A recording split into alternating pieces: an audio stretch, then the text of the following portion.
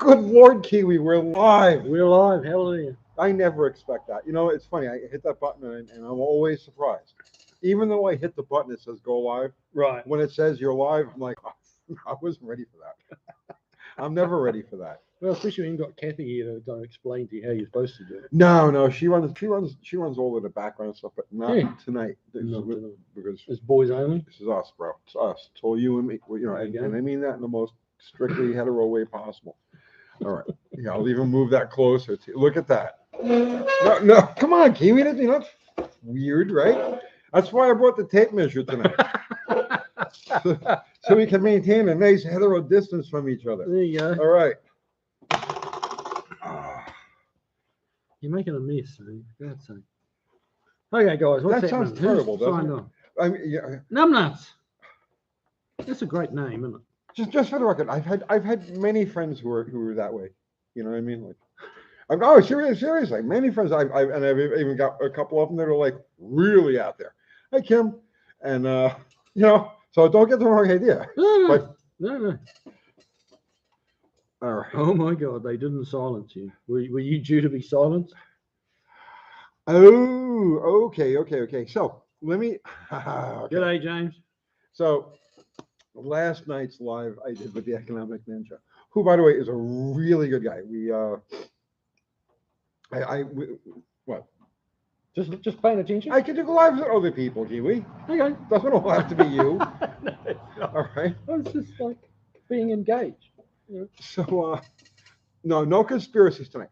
So, no, just unless the conspiracy has to do with cars. All right. So, I did the show with Economic Ninja last night. I thoroughly enjoyed it. We talked probably for an hour and a half afterwards, right? But what happened was the reason why it's not available is because after the live was over, I went back and I started looking through it real quick just to think if I had to make any changes or clean anything up, and I realized that I had crossed way too many boundaries of sensitivity when it comes to the platform that we're on. Okay, I crossed too many lines, and so for the sake of the health of the channel, I decided to just make that make it a private thing, and that's the end of that. I'm going to do more stuff with him in the future for sure, definitely, right? Especially car things. He wants. I'm going to put him in one of my cars. Actually, that's what we were talking about. But that's what happened with that. That's what happened with that.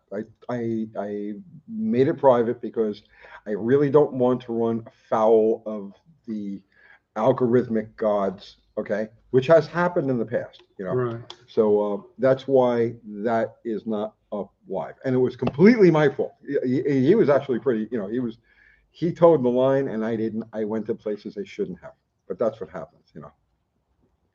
James says, turn your volume up, Uncle Tony. Turn my volume up. Can you do that from this end? Or just is what it is? I don't know. Yeah. Where's Having never done it live before. Well, my own live. Wait, let me unplug this. This might be. Okay, can you guys hear? It just seems quiet. It's because Kiwi's not saying anything. It's the thundering silence of Kiwi. It's just another one of his. I'm having a little internal snooze. It's been a long day. Has it? Yeah. What happened to you today? Oh, nothing really. It's just one of those days where the workshop got a bit flooded and all the rain we had here, so I was brushing water out for a couple of hours and just a long day. But that's cool. We're here now. We're having some fun. So just soften volume, no worries. Oh, you can put your ear next to the thing. Mongo say you coming in loud and clear. There you go. John, I'm saying it was very interesting. I thought it was great. And I may actually. We talked a little bit. They're working on a project. Him and a few of these other guys are working on a project. And I'm thinking possibly on a different platform, not YouTube. I'm thinking about maybe doing something not related to cars. Let's just put it that way. So, but we'll see how that evolves. Okay, so Eric's Garage wants to know if a lean running engine will cause it to overheat. Might run a little bit hotter, but it shouldn't actually overheat, I wouldn't have thought. Well, if the cooling system's like on the ragged edge, Right. you know, right? Barely enough. Yeah, barely enough. If you're right there on the edge, yeah, running lean, it raises the temperature in the combustion chamber, and that obviously that transfers through the rest of the engine. You're more likely to have that problem with iron heads than you are with aluminum heads. But no, only if you're really on the edge. GCRC wants to know where he can source a gas tank for a 77 Monaco. Oh, ooh, that's going to be hard. Yeah, that's right in the middle of no man's land year-wise. Yeah, I think that's the same as a Cordova Charger. Yeah, I don't know. You probably got to having a hunt around. Somebody's probably got an NOS one kicking around someplace. eBay probably. That'd be where I'd start looking, is eBay. Or fix the one you've got. Yeah. John, and back to reality. Is the Charger painted yet? No. Ron is going to be here over the weekend. I'll be at the track Saturday. He'll be here working on the car, and then he says Monday or Tuesday he should be able to have it in paint. Unknown growers trying to hand sand a block to get it within 5,000. It's not working. Yeah. That's a lot of sanding. That's a lot of sanding. It's a bit hard enough work sanding Bondo, right? But let alone cast iron block. Yeah, maybe he means hone. I don't know. My head went to deck, trying to get the decks level. I may have to sneeze. Excuse me. Will you pee a little when you sneeze? Hopefully not. I'm sitting close to him. You don't sit. That's a good foot. Yeah. Yeah. Well, we tell the ladies this much is 6 inches. This is a family show, Kiwi. There's a family show. There are toddlers watching this. You want us to get canceled? Got the car with no tank. We said we were saying it. Well, we might as well just go at it. Go ahead. Ready? Go. Got the car. We started reading it together. So I figured we would just go all the way. Carry on. Sorry, I took a moment to catch up. Yeah. Sniper or Edelbrock ABS? Edelbrock ABS. Yep. Yeah. I sent a guy packing today. He had a 78 or something Jeep Wrangler, and he was 304 in it, and he bought himself a Sniper and some electronic distributor, and I just said, no, sorry, not a Sniper. Bad deal. Yeah. Well, he was not very happy. I've been seeing the reports from Power Tour. Oh yeah. Yeah, and it's one sniper, one sniper issue after another. Oh dear. I mean, it's not a good. I'm not trying to rag on Holly, but I'd rather it work better for them.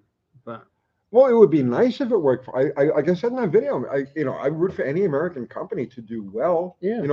But sell stuff that works. I gotta fix that camera. Yeah. You see how weird it is? I gotta kind of. All right. Tony's fussing. What's my job, Kiwi? I'm a professional. Let's try that.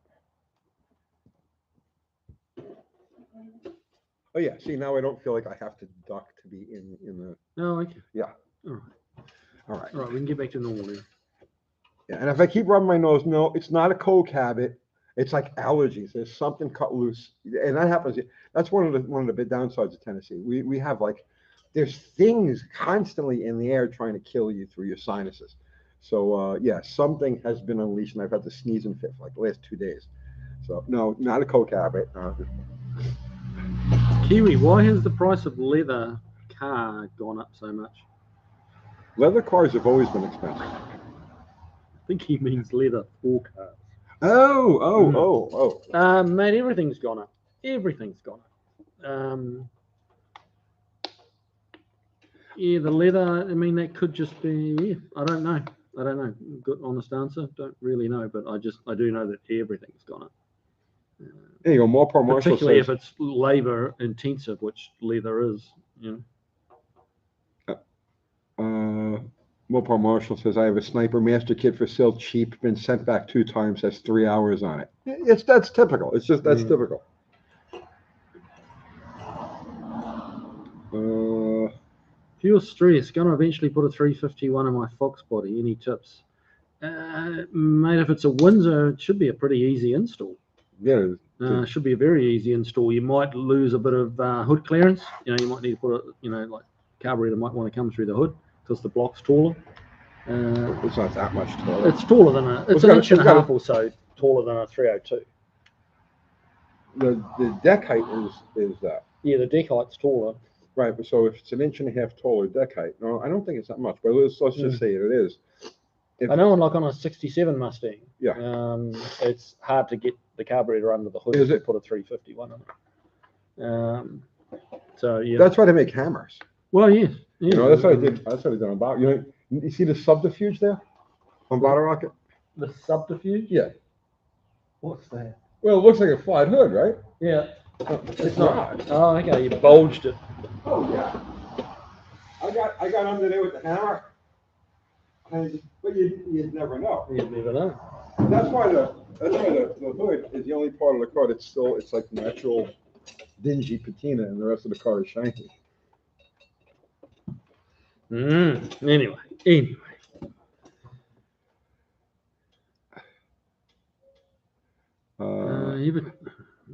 Yesterday had say a quart of oil is up to $15. Wow. Unfinished project. Yeah, that was me. No, that's a gas station price, which is always crazy. Well, always crazy, but crazy to me used to be like $6 for a quart of oil. You go if you're driving down the road and your oil light pops on, you're like, oh, I better grab a couple of quarts. So you go into a gas station and you buy the stuff and you get raped and it's like $6 a quart, $7 a quart, right? You say that's just completely insane. But now it's like $7 a quart regular oil in the auto parts store. And at the gas station, the 7-Eleven I was in, it was $15 for a quart of oil. $15 for a quart of oil.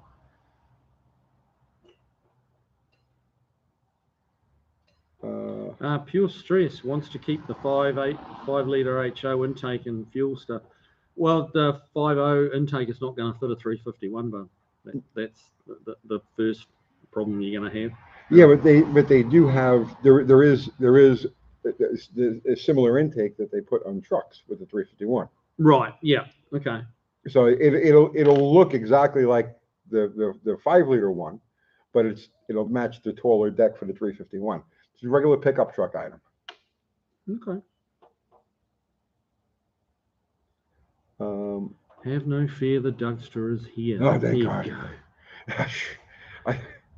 I've been sitting here in utter suspense, just waiting, really, and there he is.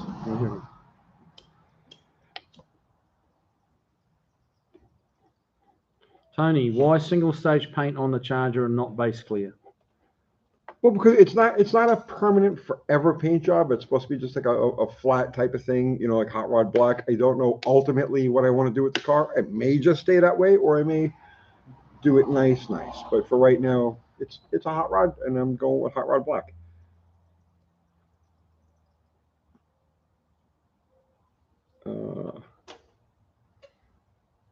Dougster's Wolverine Garage. It's 7-Eleven. Two things you can do: steal from them, or let them steal from you. Commander Cody has lost one. Okay. Rick S. Silly question. If you cap off the vacuum advance port and advance the initial timing from 5 to 18, won't that have the same effect? No. Yeah. No? No, because that's not going to do you any good up on the top end. No, you've got to have your maximum total advance. Right. Yeah. So it's really about where your maximum total advance is. Yeah. The vacuum just helps you in that like off idle kind of area. Well, it also depends on how you're hooked up. If it's hooked up to ported vacuum, right, then it doesn't make any difference at all at what it's going to do with idle, because the vacuum advance isn't in play at idle. Kicks in, yeah. Right. So don't go by that. Don't confuse vacuum advance with mechanical and initial advance, because they're really not the same thing. They serve different purposes.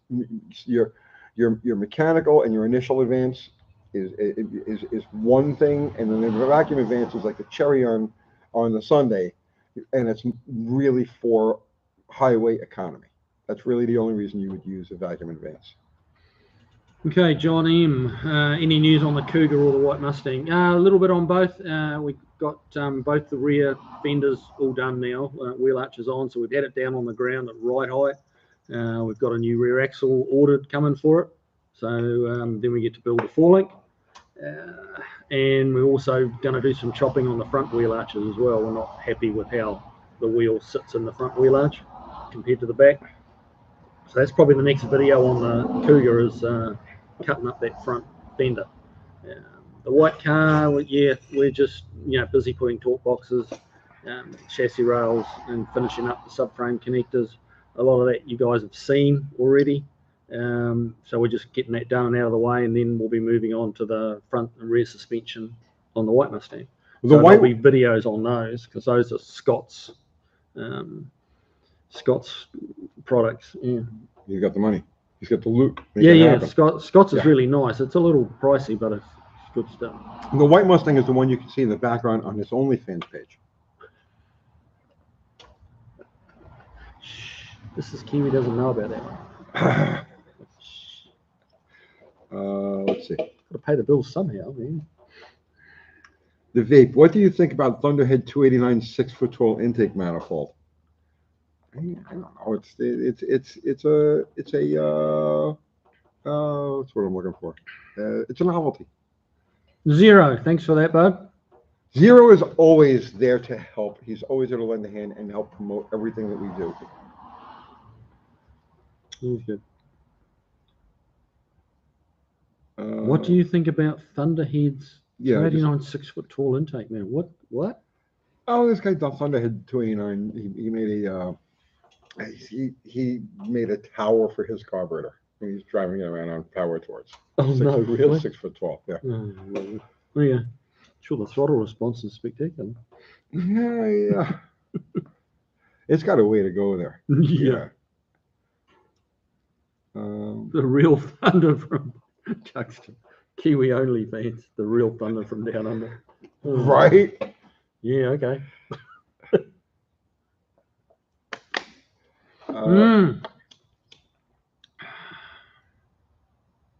What is Bottle Rocket running in the mid-sevens? It is, isn't it? Mid-760 something. Yeah, it's in him. The last one was a 767, I think it was, but it was spinning the tires. You can see the run when we raced Casper. That was the last time. Not quite as fast as that thing.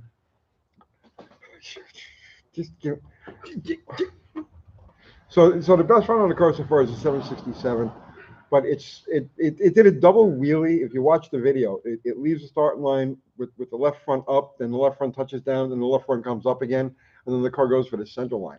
So it was a super sloppy run, 767. So I made a couple of minor changes to the suspension, and I got to go out with the tire pressure dropped, and we should be good. And I'll cover his what the hell is that thing? The Audi. It's a spacecraft. It's this Area 51 blue thing that he's got. It's he's overcompensating for something. I have no idea what it is. But I think my old taxi cab. The lack of ability on the OnlyFans page. Probably. Yeah. Hunter Klein, doing body work on your square body, stalled out. Any advice on how to push through it? Are you meaning like just getting motivated again? Like, it's a lot of work when you go from one end to the other. It's a lot of work. Take a break, man. That would be my advice. Take a break. I do that in the shop. We don't typically like just go hard out on one car. We bounce around, and it kind of keeps it interesting. But if you're just sanding or body filling on that one same truck, weekend after weekend, it does get a bit hard. Sometimes you got to take a little breather, but not for too long, because then you just kind of forget about it. But yeah, it's a willpower game, man. It's a willpower thing. Kevin Myers, how difficult was it to get a Winnebago engine in your Charger? Not difficult at all. Now, remember, there were you're going to find two different types of motorhome engines. There's the kind that's a motorhome / industrial that uses different cylinder heads, different water pump assembly, different everything. The only thing that's interchangeable with the car engine is, and the light truck engine, is the block. And everything else is different on those. But the one that's in there is not the industrial version of the truck engine. It was just a regular one. So no problems at all. I think the hardest thing about the Winnebago engine is getting it out of the Winnebago. I didn't have to do that. Somebody else did lucky. That. Oof. Yeah, that makes them really kind of not worth salvaging. They're just there.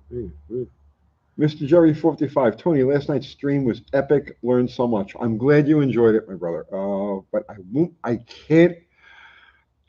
can't go down those roads on this channel. So, but yeah, I'm glad you got something out of it. The Dougster Wolverine Garage says Kiwi's bought a Winnebago for his OnlyFans. He renamed it the Wannabango. Oh my God, Kiwi! This is a family show. Why would you do that? I didn't say a thing. There are toddlers watching this. What are you gonna do?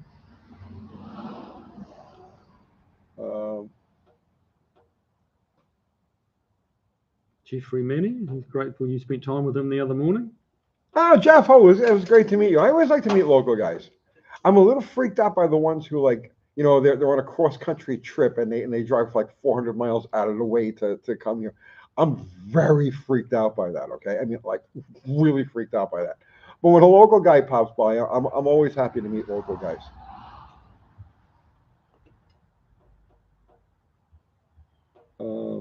Colton Bucksbourne. Something fast for the street. Well, it's small and light. If you want something fast for the street, small and light. Yeah.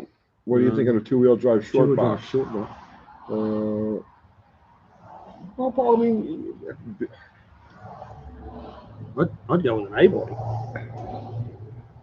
Well, he likes B bodies. I think he didn't even mention the A body as a choice. So True. It's like True. It's either the truck or the box or a B body. Yeah, I mean, I don't know what your ultimate goal is with that, but I mean, if a B body is what you want, man, I would get a B body.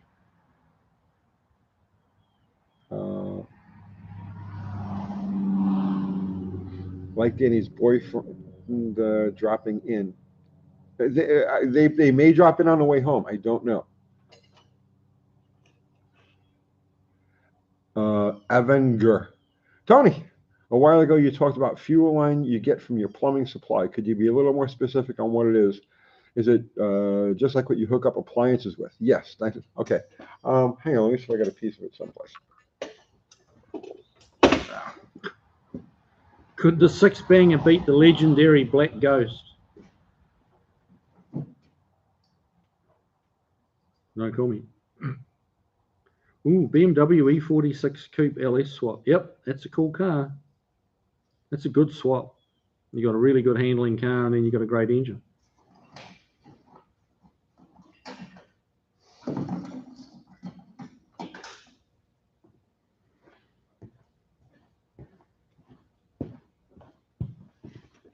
Okay. This is it right here, right? It's water. It's like water supply hose. You get it at any hardware store. So that's what it looks like.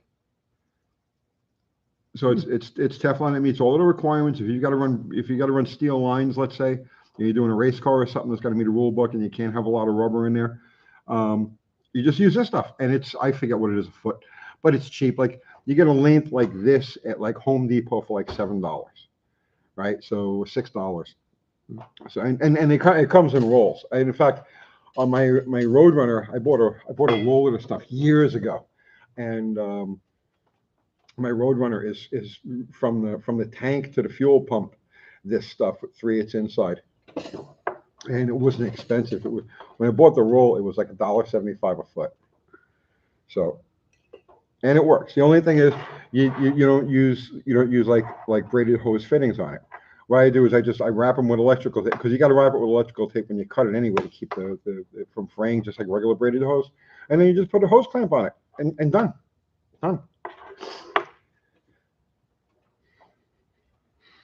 KIWI, a few UTG videos back, Tony did the evolution of the Mopar 6, slant 6, but upset the Australian Mopar guys by completely missing the mighty Aussie Hemi 6. Well, I mean, I know Tony's aware of the Aussie Hemi 6, but he just hasn't seen one. You haven't seen one in the flesh, have you? The closest I have ever seen an Aussie, a Hemi 6 is like on Wikipedia or wherever. Like that's as close as I've ever been. They didn't bring any of them here. But yeah, I think Tony's aware of like what a little powerhouse they were. They were a good motor. But yeah, like I have not seen one. I know there's a couple of Valiant Chargers over here with those Hemi 6s in it, like somewhere in the States, but yeah, just where they are, I don't know. Tony Kiwi, what's your ideal 1960s match race cars? I want to see the perfect match race, the 1960s match race. If you go back to that, I want to see the terrifying Tornado against the Hearst Harry Olds, right? Oh. Four blown fuel Oldsmobile motors. You know, what could be better than that? Yeah, that's good. Yeah, that's good. Did you ever see the pictures of I don't know which one it was, either the terrifying Tornado or the Hearst Harry Olds, but there's a picture of this thing leaving the starting line with the front tires half hooked and half not, right? And they're towed in like this. Right. Have you ever seen that one? No, I haven't, but I can well imagine. I couldn't imagine what was driving that. Yeah, that would have been a handful. Los Cadavra, Tony, how close to 300 horsepower do you think I can get this slant at 260 right now? Bro, I don't know. I do not know, because I'm learning all of this stuff as I go along. It's a slow learning curve because I have so many other things going on that I have these great big gaps between working on the slant and working on other stuff. So I could not tell you. I'm learning this stuff myself as I go along, which is what makes this project interesting to me. I don't know. I tell you what, you're ahead of me. You're as of right now, you're ahead of me. So I should be asking you questions. Jay Wathan, Kiwi, if you consider, I was considering purchasing a vehicle locally make Maple. I'm guessing that's a typo. You available? He Maple Motors. Oh, Maple Motors. Okay. I would advise a pre-inspection purchase. Yeah. And to be fair, like Maple Motors, I think there's Gateway Classics. They do a lot of consignment cars, and they're selling on behalf. They're not really representing it as being this or that or something. You know, they're just going off what the owner tells them, and they don't go into it and check it. It's kind of a buyer beware. But yes, I'm available to do pre-inspection checks. The trick is you've got to get it over to me, because I'm not going to do it on the ground. You can't get a good enough look at it. It needs to go up on a rack for a proper. He's some distance from there too. Hendersonville to Franklin. That's about an hour. Yeah. So I'm not. Yeah. But there may be somebody closer that can do it. Most of the hot rod shops, it takes probably an hour. It's not that long. So most of the hot rod shops can spare an hour. Well, I'll tell you what. If the car's over at Maple Motors, right? Just contact Streetside Classics, right? And ask for Ralph Roca, R-O-C-H-A, Ralph Roca, whatever, however you want to pronounce it. He's a friend of mine, and he works over there as a mechanic, and he may be able to do an inspection for you. So give that a shot. Wheelie King 71, what's happening, man? That is the biggest shortcoming of the new Bronco. Traction plus torque equals mangled tie rods. Oh, yeah. Front wheels steering in. Yep. Really? Are they having an issue with that on the new Broncos, are they? I don't know. I haven't been paying attention. No, I mean, Wheelie King can come back and Wheelie King knows everything. Okay. He's everywhere. All right. Loaded Fun. Uncle Tony, why did you move away from Fox bodies? Funny cars. It was that simple. It was just I had completely, at that point, I completely lost interest in street racing. I had completely lost interest in regular cars, and I had nitro sickness, and I needed to pursue that. So I got rid of everything, sold everything, went cold turkey, quit the magazines. I just quit everything, and dove into fuel. Okay, Steve Wise asking you, Tony, what's the difference between the Ford Windsors, Clevelands, and the 400M? That's the Ford guy. That's the Ford guy. The Windsor, I mean, the Windsor and the Clevelands, they basically, that's the name of the two factories they were made in. But the Windsor is considered a small block, and it is physically smaller. The Cleveland is a big block. It has quite different heads. Yeah. The 400M, I believe, is a variant. As far as I know, I'm not that familiar with the M series, but I believe it's just a slight, very small variant of the Cleveland. For me, I prefer the Windsors because you can get plenty of cubic inches out of the Windsor. If you start with a 351, you can get up to 408. It's a good size engine. But like in Aussie, they made a 302 Cleveland, and that was just a big, heavy engine, for a 5-litre, and the heads were really too big for it. It didn't really go like it should have. But yeah, physically to look at them, there's quite a difference. The Cleveland's a lot bigger and quite a bit heavier.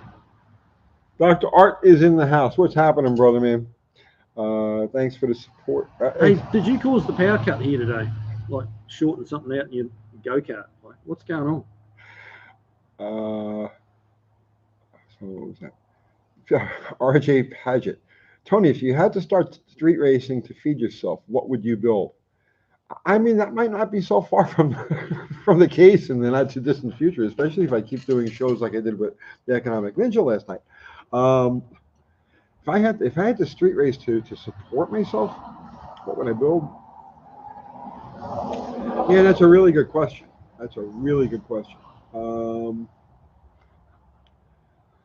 Dean Stevenson. So Kiwis are just a half person, half fruit. Okay. I see how you're rolling with that. What would I build? I would stick with a B-body Mopar. It would be a combination turbocharged nitrous setup. I don't know what motor I would use, but I would go with it would be based on a B-body.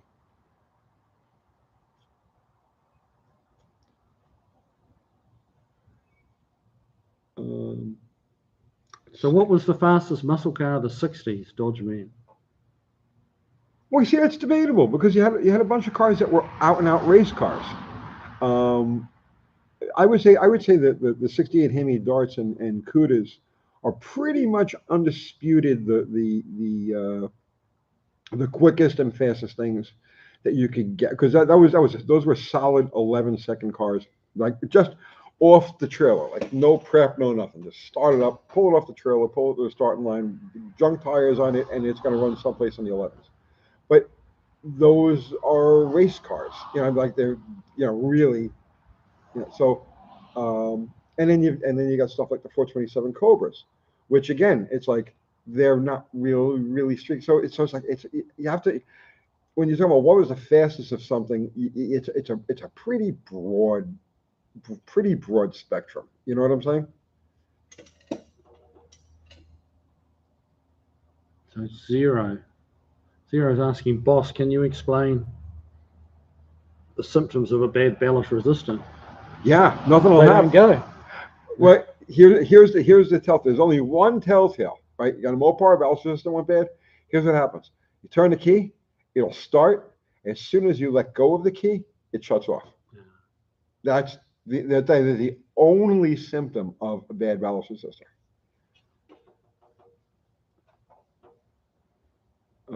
Old fat and tired, per the central scrutinizer. We could jam in Joe's garage. Yes, this is the central scrutinizer. Which is better, the torque flight or the power glide? It would be the torque flight, wouldn't it? Well, I mean, the back in the day, there was no comparison. The Power Glide was just an economy bullshit transmission. The Torque Flight was like Torque Flight, right? The 720. But a lot's changed. Evolution has taken the Power Glide to being, the premier automatic transmission for drag racing. But that all has to do with torque converter development. Because back in the day, when the Power Glide and the Torque Flight were originally in production, there were no high stall converters. There were no trans brakes. So the things that make these transmissions what they are today really all has to do with the torque converter and how the science of that has evolved. So I don't know, take that for what it's worth. Rescued and Restored Garage. Hey man, how you doing? R351 Cleveland's hard to find these days. They're not that thick on the ground, no. But then neither is the 351 Windsor, for that matter. They're getting harder to find. They're quite old engines. They're just not running through the dismantling yards at the rate they used to. Well, yeah, I mean, the world is kind of running shy of them now. So James, but you better have a blue oval checkbook. Tim Klein, UTG. Can you explain gear ratios, please? I'm having a hard time explaining them to my friend. I know the difference, but he's confused as to what makes a gear tall or short. Thank you. Opposite. Okay, so a tall gear you would think would be a high number, but a tall gear is a low number. Yep. Right. So if you have a 3.0 ratio, and you go to a 2.5 ratio, that's a taller gear. And vice versa, if you have a 3.0 and you go to 3.5, that's a shorter gear, right? So just opposites. Just opposites. So the lower the number, the higher your speed's going to be. The lower the number.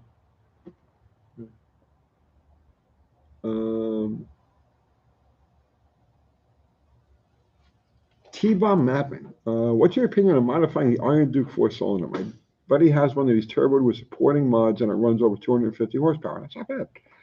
That's not much. He has it from the factory in his Fiero.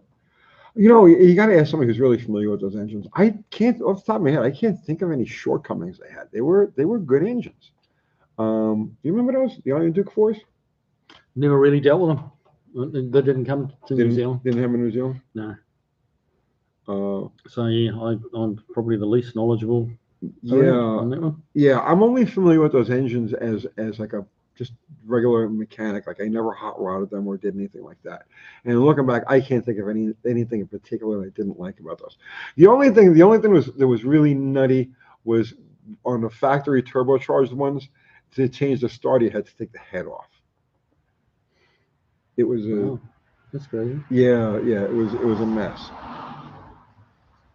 Dean Stevenson. Okay, so there's plenty of 351s still around in Kiwi land. Good to know. The Hemi 6s are hard to find now, aren't they? I believe in New Zealand or Australia. But I'd like to get my hands on one, but hey. Hey, yeah, well, on that kind of subject, Dean Stevenson, if you know where I can put my hands on a Barra motor and trans, like a lift out, a complete thing, like fan to yoke, I need one. Ronald Ray, hi Tony and Kiwi, appreciate your time doing lives.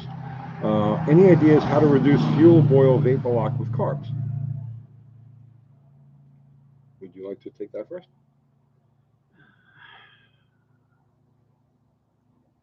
I mean, getting a recirculating fuel system can certainly help. Like if you have a fuel regulator with a return, that keeps it looping, which can keep the heat down. Well, along the lines of what he just said, I'm going to say 80% of fuel boiling as you're running, not heat soak, but 80% of it is in the mechanical fuel pump. The mechanical fuel pump is running hotter than the coolant temperature and hotter than the carburetor. So the fuel will boil inside the pump, and when that happens, you get an air pocket, and the pump can't pump, and that's when you'll stall going down the highway. That's not happening inside the carburetor. So two different things. Now, if you have fuel boiling inside the carburetor, especially like heat soak, where you shut the car off, and then like a few seconds after you shut it, it'll start to like overflow, or it's hard to start when you go to restart it.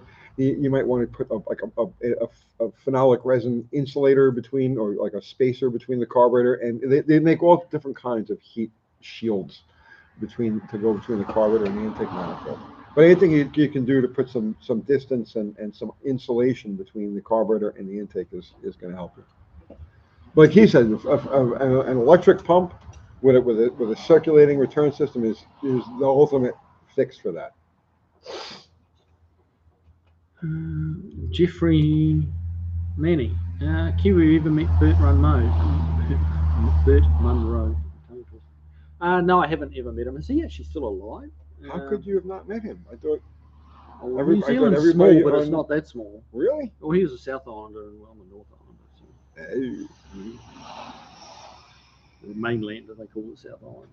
Mainlanders. We call this Tennessee. True.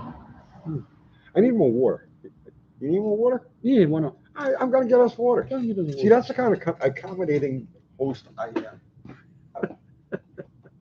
That's just me, guys. What are we going to talk about?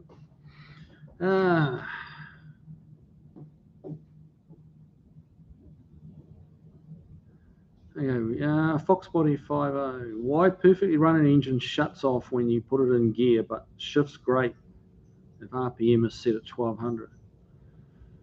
Automatic green dot transmission. Yeah, something's not right. There's a lot of different things could be causing that. Idle mixtures, ignition timing. It's typically if they stop when they go into gear, it's the engine's just not idling strong. Typically, is what causes it. Sometimes you can have an issue with the torque converter, but there you go. Don't drink it all in one place. They don't tend to grab. Torque converters tend to kind of go away a bit and not grab as good as well as they should, rather than over grabbing. Rescue and restored garage. How do you deal with Uncle Tony? Well, it's a challenge. I gotta tell you, it's a challenge. I'm easy to get along with. Come on. It's easy, man. Honestly, it's easy. He's funny.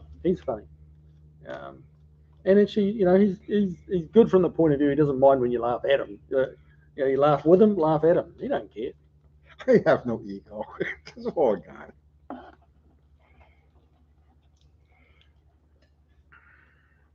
Jake, on a Duster where the A-pillar meets the rocker, let me picture that area. Okay, yes.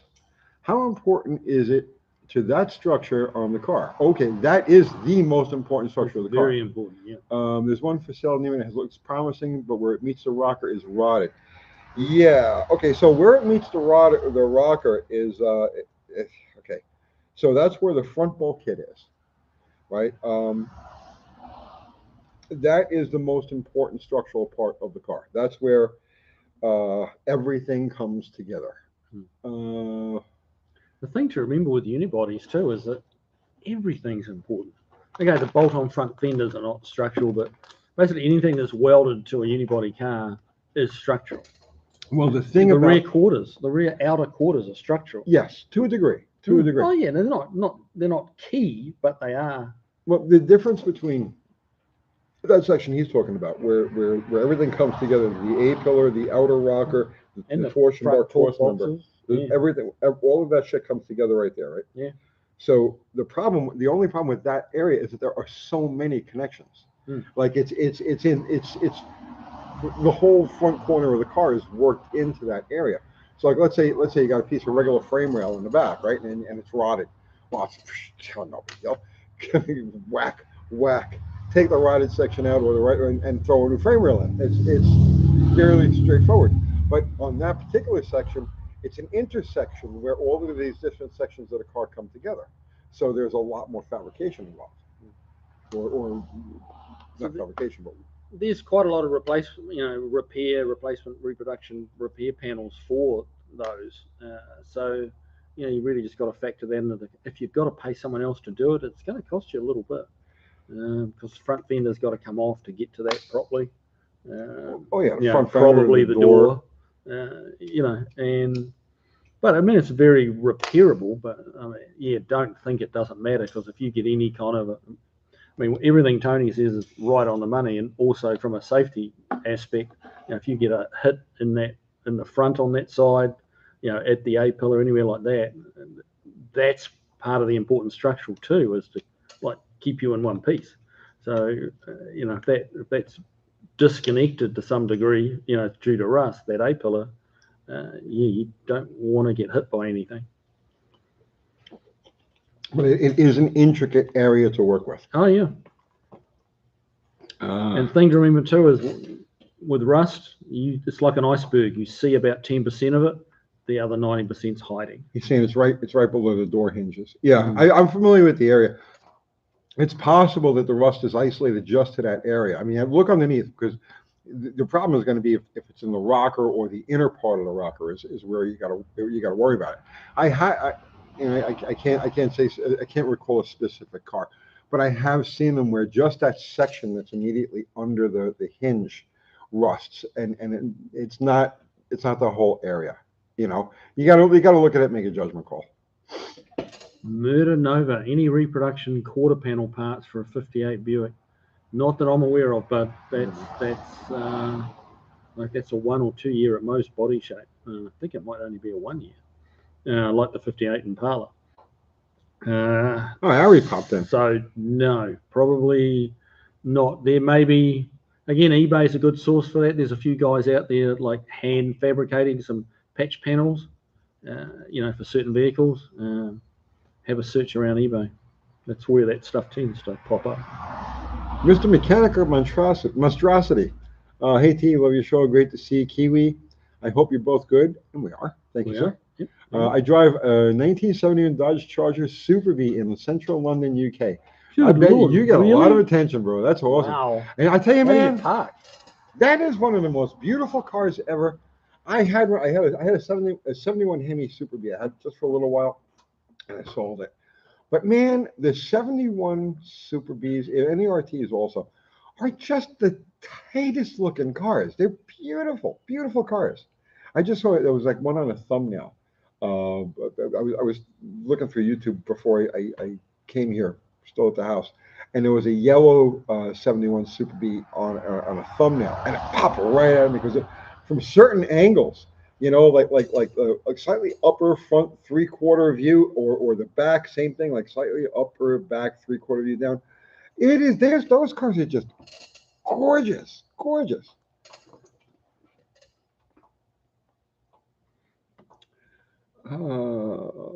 Let's see. Any tips on where to find wheel arch trim for that 71? No, bro. Only thing that's going to... Okay, so 71 and 72 are by themselves. 73, 74 is a different wheel arch. You can find them off of a Coronet, like Bottle Rocket, 70, 71 Coronet, or 71, 72 Coronet, 71, 72 Charger. Those are the only ones that have that wheel opening.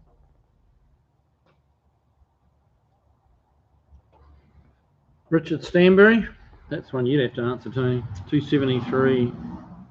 Has soft valve seats. Did they have valve seats in 66?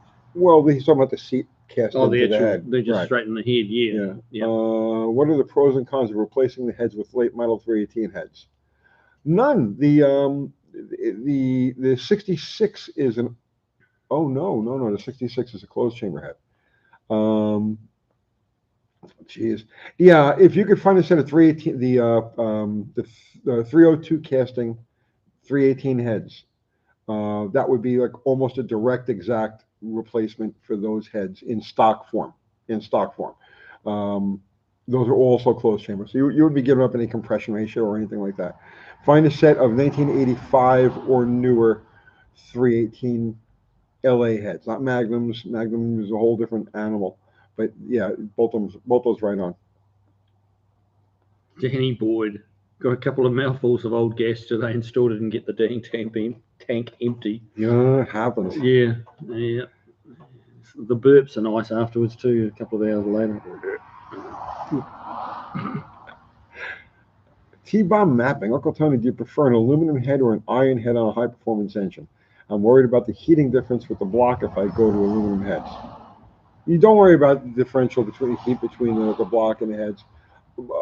Generally speaking, you'll make a fraction of a percentage more horsepower with an iron head than you do with an aluminum head.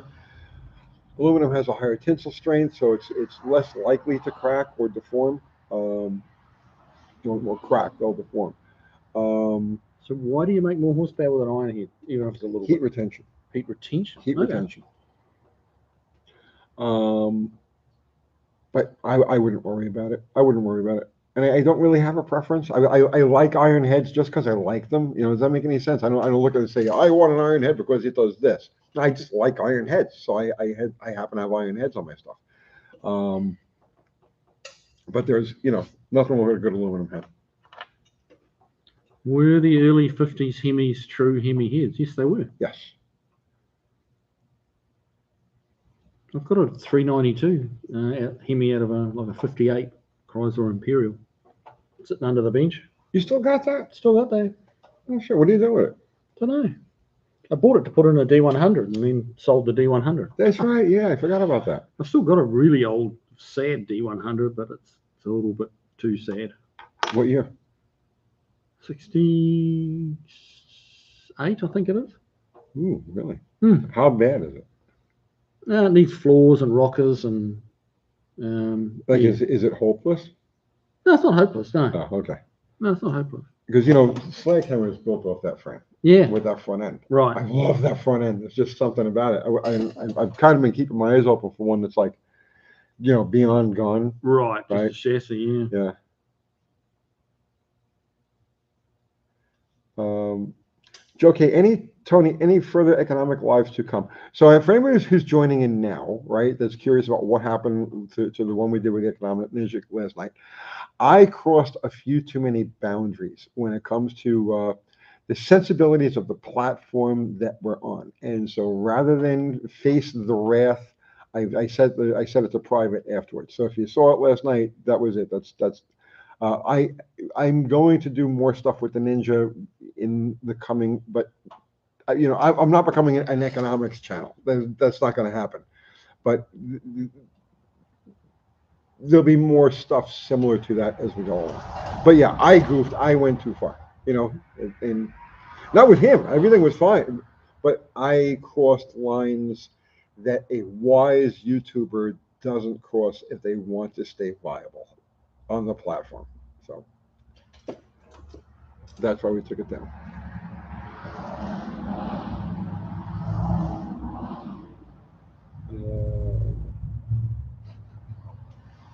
You're a habitual line stepper. Yes, that's what I do. My whole life. Russell Parker YouTube can still screw you because they can still scan the private videos. Yeah, but they won't. Sure, they got enough to scan without doing private ones. Right. Let's see.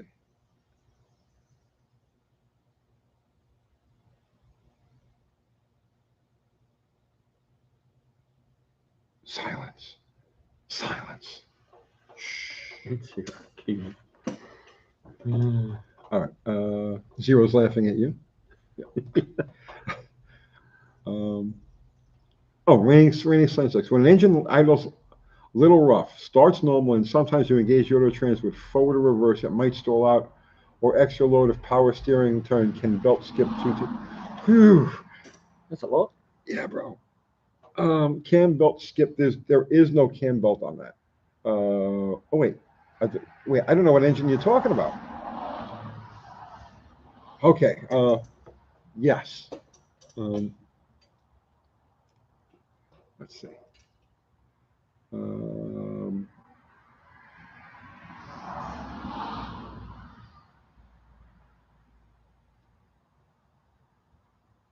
Okay. Man, there's all kinds of stuff going on.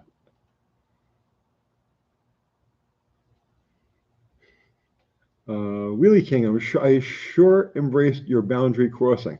It's a sad day when crossing those lines, telling the truth will harm your business.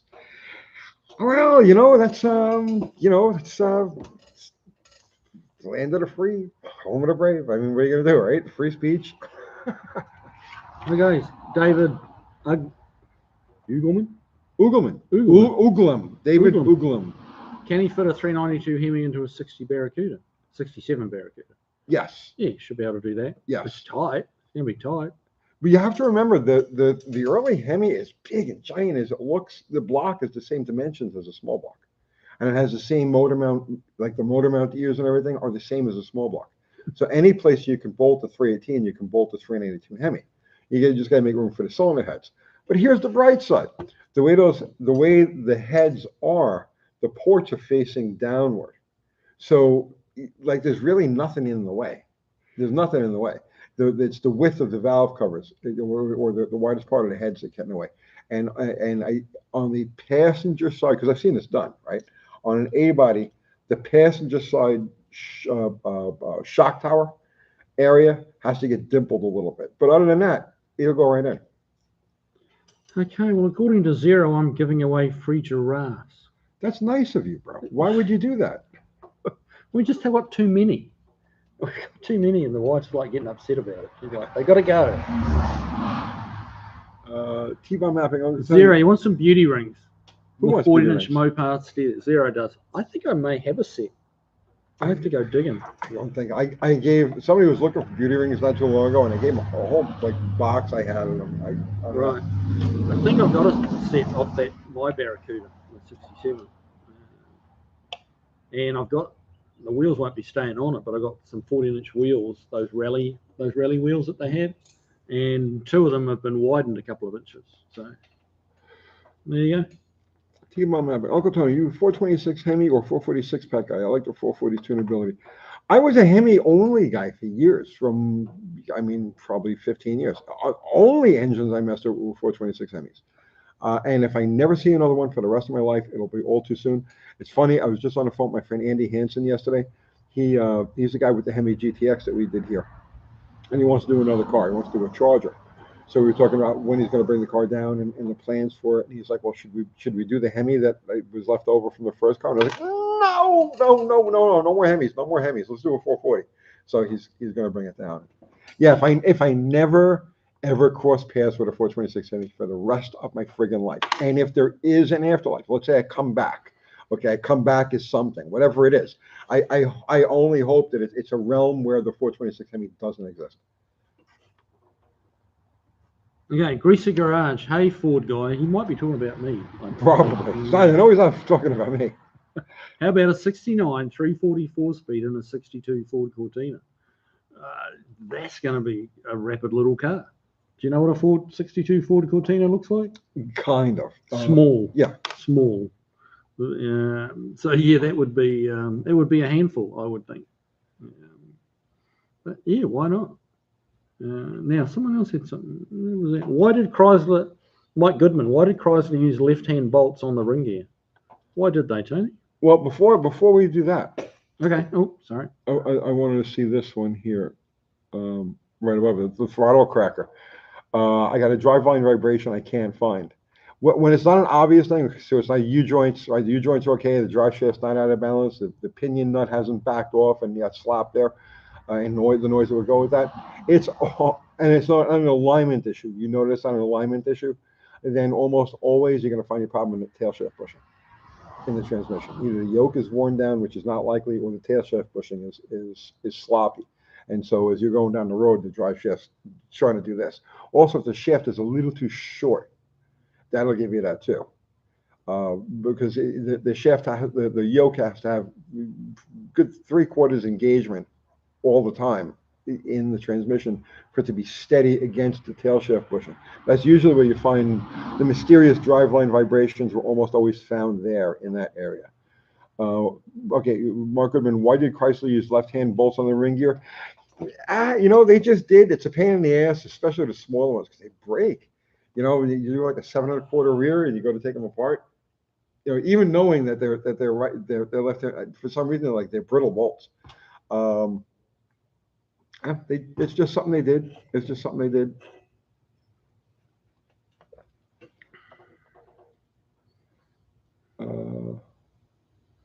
Hey, Zero, if I can find them, mate, you can have them. But I need to find one enough time and then find. Well, what about that 392 Hemi? What about the 392 Hemi? Well, if you could find that, would you give that him? Because he'd love to have that for his dart. No. I mean, I'm generous. But, okay. Yeah. All right. No, that's yeah. I'm going to find out a home one of these days. Do you have to pull the motor on a 70 Dart Slant 6 to replace the oil pump gasket and oil pan gasket? No, you could sneak it out. You got to drop the center link. You got to take the center link out and undo one motor mount, It's just so you can jack the motor a hair and you can get the oil pan down.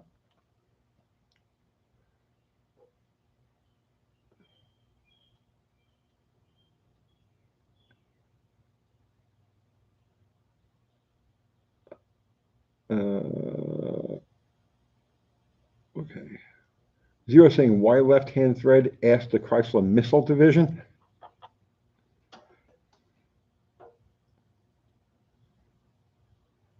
I don't know. What's so funny? I don't even follow that, so that's all right. Kenny Marks, thinking about swapping my OBS Chevy stepside. Would you do a 6.0 or an 8.1? I don't know. 6.0, really?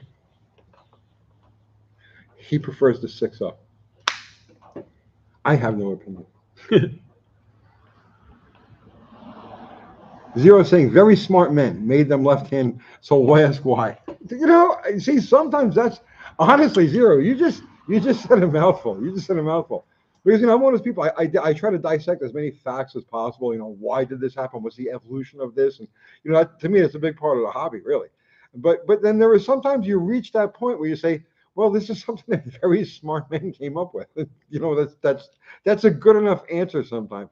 It's very smart men came up with this. You nailed it. You nailed it. Well, raining slant 6 with chance of cannonball. That makes sense now, but thanks for that clarification. Yeah, okay. So he was talking about that timing cam belt jumping, but it was on a 2.4 double overhead cam. Oh, okay. Yeah, if you didn't change the tension, it could do that. Yeah. It kind of goes back to having what I was saying about having a weak idle. The engine's just not strong at idle, so if you put it in gear and it just dies, it can't cope. But yeah, being two teeth out on your cams, or one of the cams, or both of the cams, will definitely do that. Kevin Meyer, 75 Winnebago drivetrain straight into a pickup truck. No, the Winnebago uses a short tail transmission with a bolt-on yoke, so you'd have to change the tail shaft and the output shaft on the transmission for that to work. KIWI, do you know of a company that makes an AC kit for a 74 B-Body 318? Fubarn, thank you for the link on that merch, brother, man. Thank you. I wouldn't have thought that'd be too hard to get. Yeah. I think, I mean, classic vintage, AC. Yeah, vintage Air would probably have them, I would have thought. And there's a couple of other sort of strong players in that AC, aftermarket AC. Yeah, I'd try vintage Air. I'd be surprised if they didn't have them. You can do that. You know what I like too? I like the knee knocker setups. The dealer installed ACs. Oh, the hanging under the dash ones? Yeah. You know, because they look period, they feel period. If you're doing an older car, you kind of want to maintain that, you know. So you can use any compressor and you know, to work with it. And those devices, most of them have like the expansion valve built into them. So all you need is a compressor and lines going to it, and everything fits up underneath the dashboard.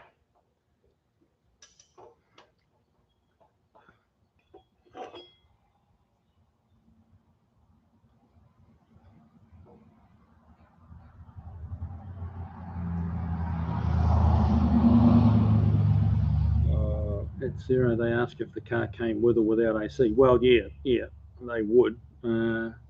They do the same on the Mustangs and whatever it is, really. Like, you know, some of the cars came with AC, so you need different ducting, things like that, to suit the factory AC. It's a minor difference in the kit, though.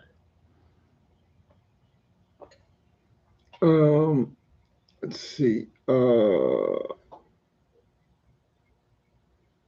Unfinished one. Stop the presses. Explain why you can't use a Winnebago tail shift connector in a pickup. Well, I mean, I guess you could if you had a special drive shaft made for the thing. Are you not familiar with the difference between a short tail and a long tail torque flight?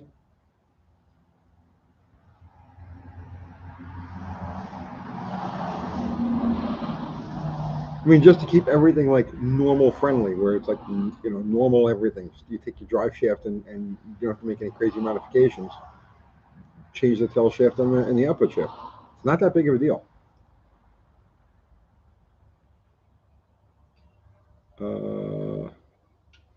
Mark Goodman, drag raced a 3-3 and oil pump shaft broke. Oil pump shaft broke. Why? Because you got a little tiny, almost microscopic piece of metal between the rotor and the gear in the pump, and I've seen that happen many times. Excuse me, I gotta sneeze, I think. So I had two similar questions here. Mike Jones.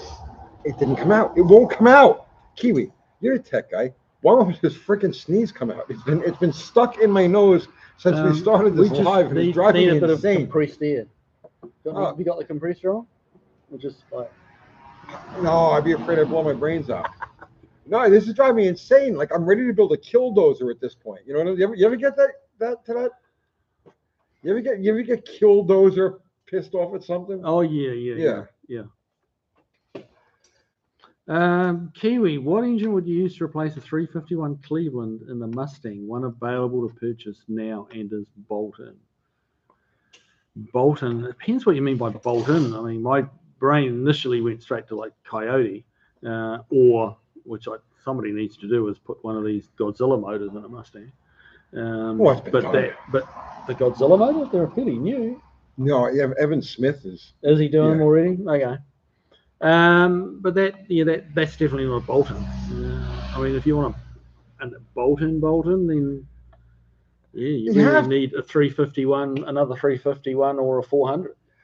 I'm not knocking on Fords, but really, is there any swap in a Ford from anything to anything that's truly a bolt-in? Yeah. Yeah. I mean, 6-cylinder to V8 Mustang, that's just a bolt-in. You just buy some different engine mounts and put it in. Okay. It just seems to me that anytime you're swapping stuff with Fords, there's always major reconfigurings and well, there can be, because the Ford engine bay is fairly small with its front suspension set up and the shock tower, so you have a limited amount of space. Right.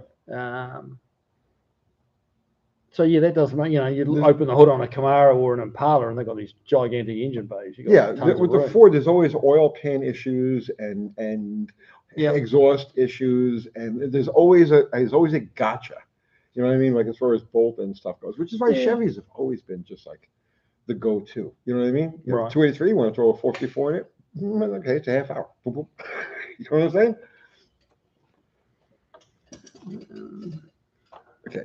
Hit the we've been stuck there for a while. What was the name of the rubber bushings you used on the Charger? I have another set. That I bought for my Roadrunner. Prothane Motion Controls, or Motion Control. Prothane is the company. They were cheap. My God, they were like $7 for the. Let me open this up. Come on.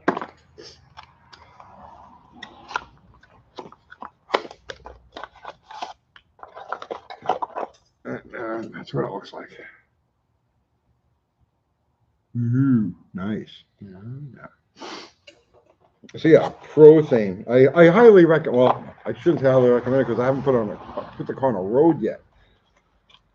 But in theory, they work well. In practice, installing them is the easiest thing that's ever happened to a Mopar guy. So, yeah. Look, it's show and tell. I got my water hose, and I got see, and you have nothing to show. Kiwi didn't even bring Kev. Should have brought Kev just to sit here and let him terrorize you. I'm telling you, it's always following me around the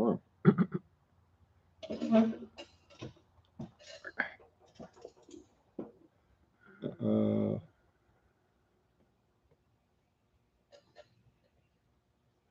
Now, Rebecca was asking about A and B body upper front suspension arms. Are they the same? No.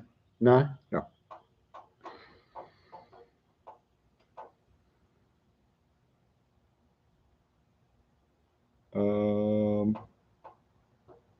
Kev's been grounded. Okay, Nicholas Marino, 67 Mustang, 289, 28k, original. Heat soaks, stall in traffic if lights runs hot. Well, one of the myths about aluminum radiators is that they're more efficient, and they're not. They're not. They don't cool as well as a copper brass radiator. Which is why they had aluminum when they were doing copper brass, but they did copper brass because it's a better thing. But brother man, you're Nicholas, you are totally barking up the wrong freaking tree. You don't get an electric. I mean, your mechanical fan should be fine. That light runs hot. I mean, it's probably your radiator's blocked up. Would be my first thought. Was just, like if it's 28,000 miles, it's probably, if it's original, it's probably the original radiator. I'd say get it clean, but nobody does that anymore. Yeah. In the old days, you used to be able to like get the top and bottom tanks removed, and they'd go through and actually clean the tubes. But I don't know. There's no one around me that does that anymore. But aluminum radiators okay, but they're not better. A bigger radiator is better. 67, like I'd be tempted to try and get the big block radiator for it, like the 390 radiator. That's a little bit wider. There's going to be a little bit of messing about to fit it, but then it will stay cool. You will not have any heating problems. The thing is, he's not saying it overheats. He says it runs hot, which is normal for these older cars to run a little on the hot side in traffic. Is your fan space close enough to the radiator? Like, it should be reasonably close for it to work effectively. Your problem, I don't think, is the car running hot to the point that it's like trying to overheat, and that's your problem is that the fuel is boiling in the pump. And we were talking about this before, right? The mechanical fuel pump runs at the same external temperature of the engine, not what the coolant says. So in other words, so the coolant circulating through the engine could be at 180 degrees, 190 degrees, but the surfaces of the block are hotter, and they're going to be like 200, 210, 220, like that. Especially if you're in an area where there isn't a lot of airflow around it. On the 289, the pump is right there in the front. But the point is, all of the heat from the block is radiating to the pump. The gasoline starts to boil at like 140 degrees, 130, 140 degrees. It starts to boil, and if you're getting up to like 200 degrees in the mechanical pump, you're vapor locking in the pump. So 2 ways to fix this. The easiest way, the simplest way, is just an electric pump. Just stick an electric pump in there and bypass the mechanical pump, and I guarantee your traffic issues are going to go away. Or if you go back, there's a video I did called $8 Cure for Vapor Lock. Google search that. Go back and watch that, and that works 100%. I don't want to say 100% of the time. It works good 90% of the time. It'll fix your issue. Good advice. Well, that's why I make the big bucks as a YouTube automotive thing guy. Yeah, bigger than you. Well, yeah, I mean, just saying. Yeah. I'm not flexing.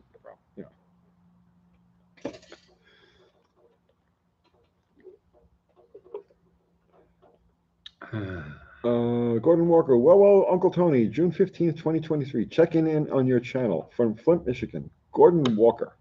Well, hello, Gordon Walker.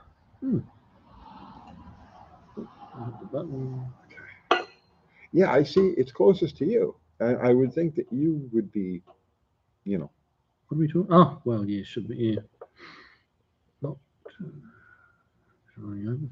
Keep telling him that he doesn't need to go 1 step colder on his spark plugs, but he won't listen. He's only done intake and exhaust. He wants to go 1 step colder. Yeah, I can't answer that. I don't know what he wants or what he's trying to do or what he has or why it's doing. I don't know. If he wants them, just let him go. Just let him go. I wouldn't have thought he needed to go colder. That's kind of going to. If you're doing a lot of RPMs a lot of the time, that spark plug range is a lot more important. Daily drivers with just exhaust and intake, it shouldn't really need to be any different. You haven't changed the motor that much. I think I put a 4-core radiator in a B body. We have a 22-inch that carries a Chrysler Platinum. Yeah. 4-core radiator and a Chrysler. Did they do that? In a B-body, no, not that I know of.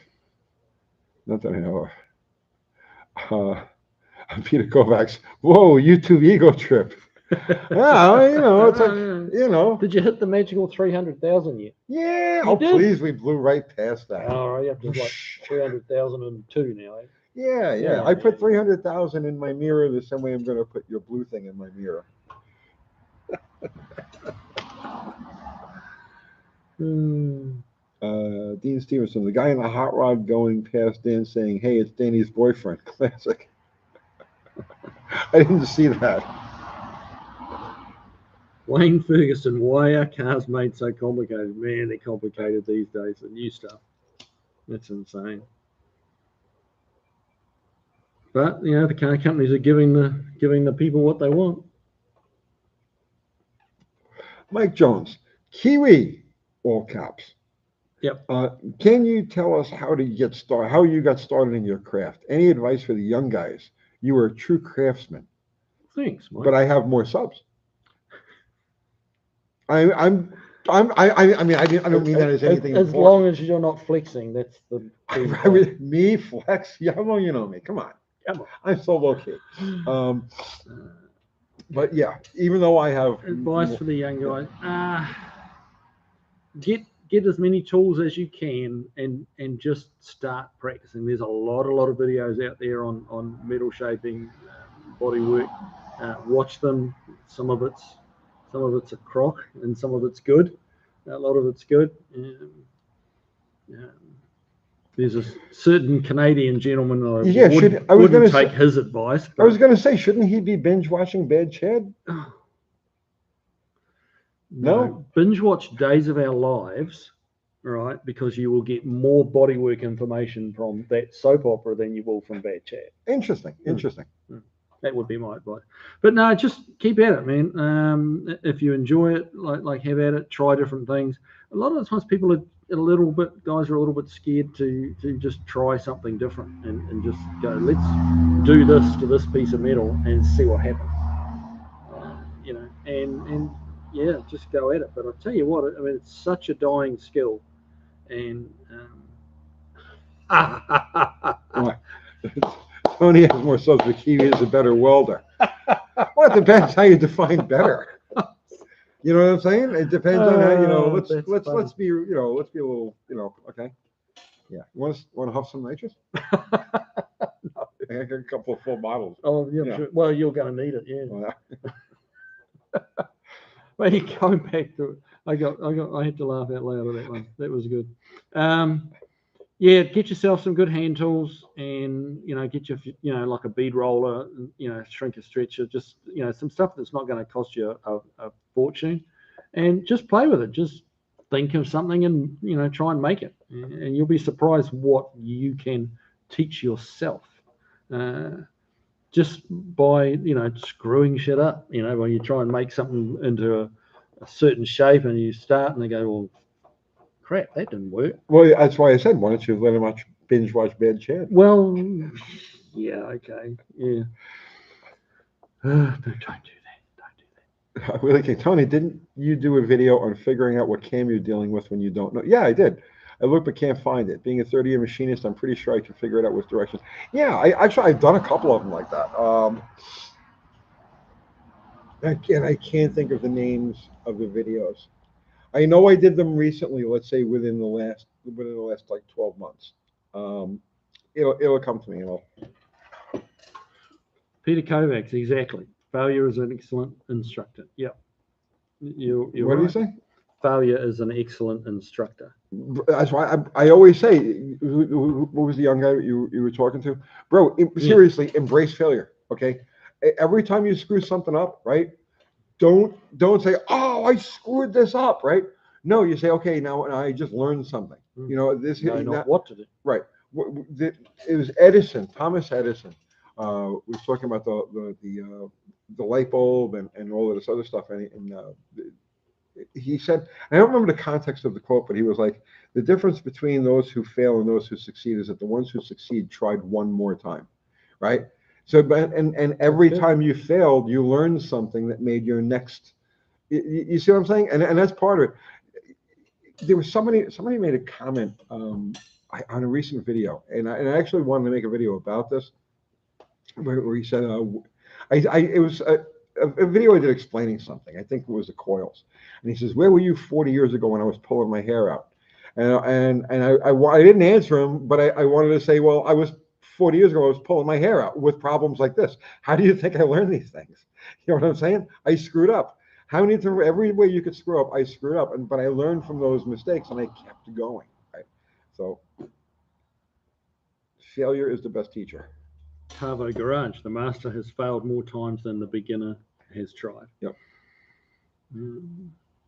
Now, somebody asked if I would help paint the Charger, your Charger. But I think Bodyman Ron's got in hand. Yeah. So, yeah, he's got that under control. That's his little pet, and I'm not going to be the guy that steps in and shows him how to do it. Like, I'm going to save KIWI for other things. Oh God. Really, King. Is that tape measure? I think that tape measure. There you go. Like, yeah, I don't precision like work. I don't like the sound of that. Like, I don't. Half on my stall here. I'm creeping away. Yeah, I don't violate the homo zone. The no homo zone. I really, King. I get the bad Chad comments, but you cannot take away from that guy's work ethic. He goes hard. Absolutely, yeah, absolutely. No, that's true. I take nothing away from his YouTube skills. Jolene has a lot to do with it, right? I'm pretty sure she's like kind of like the brains of the operation. No, I take nothing away from him as far as his work ethic goes. He does some strange stuff, though. You got to admit, right? The guy does some really strange stuff. But then again, who am I to talk? I do a lot of strange stuff too.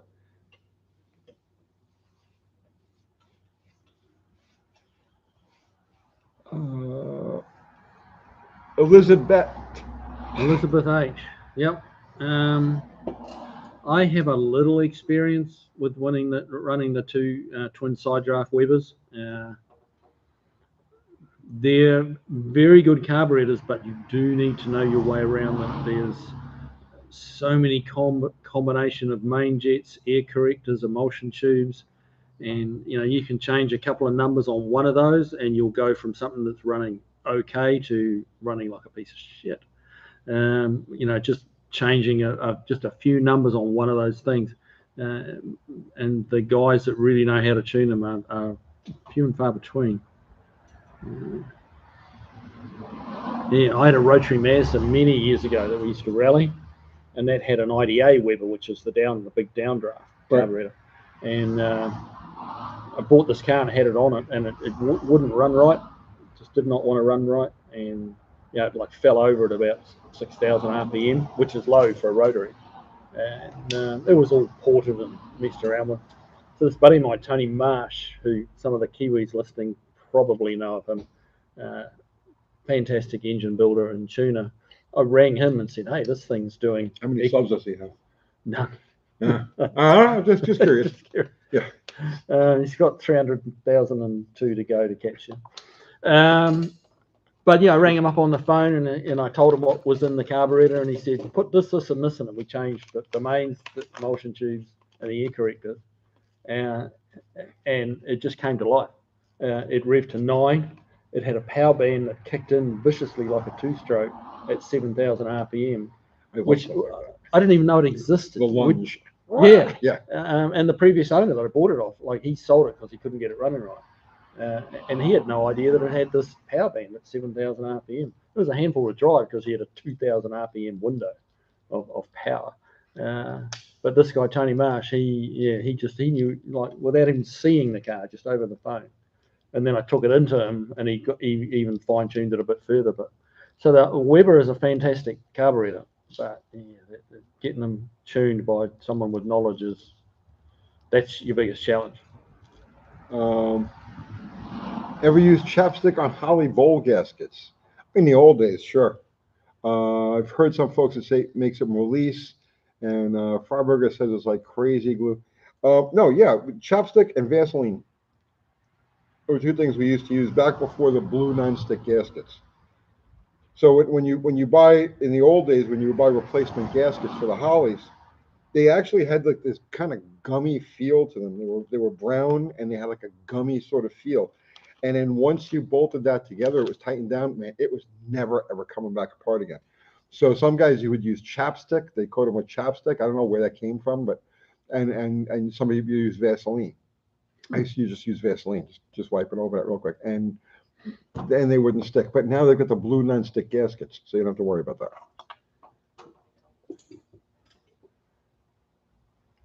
T-bomb mapping. Kiwi, would you recommend a rotary for someone with a lot of mechanical experience like myself? I'm considering picking up an RX-8 for my drift car. It's got potential as a drift car. You're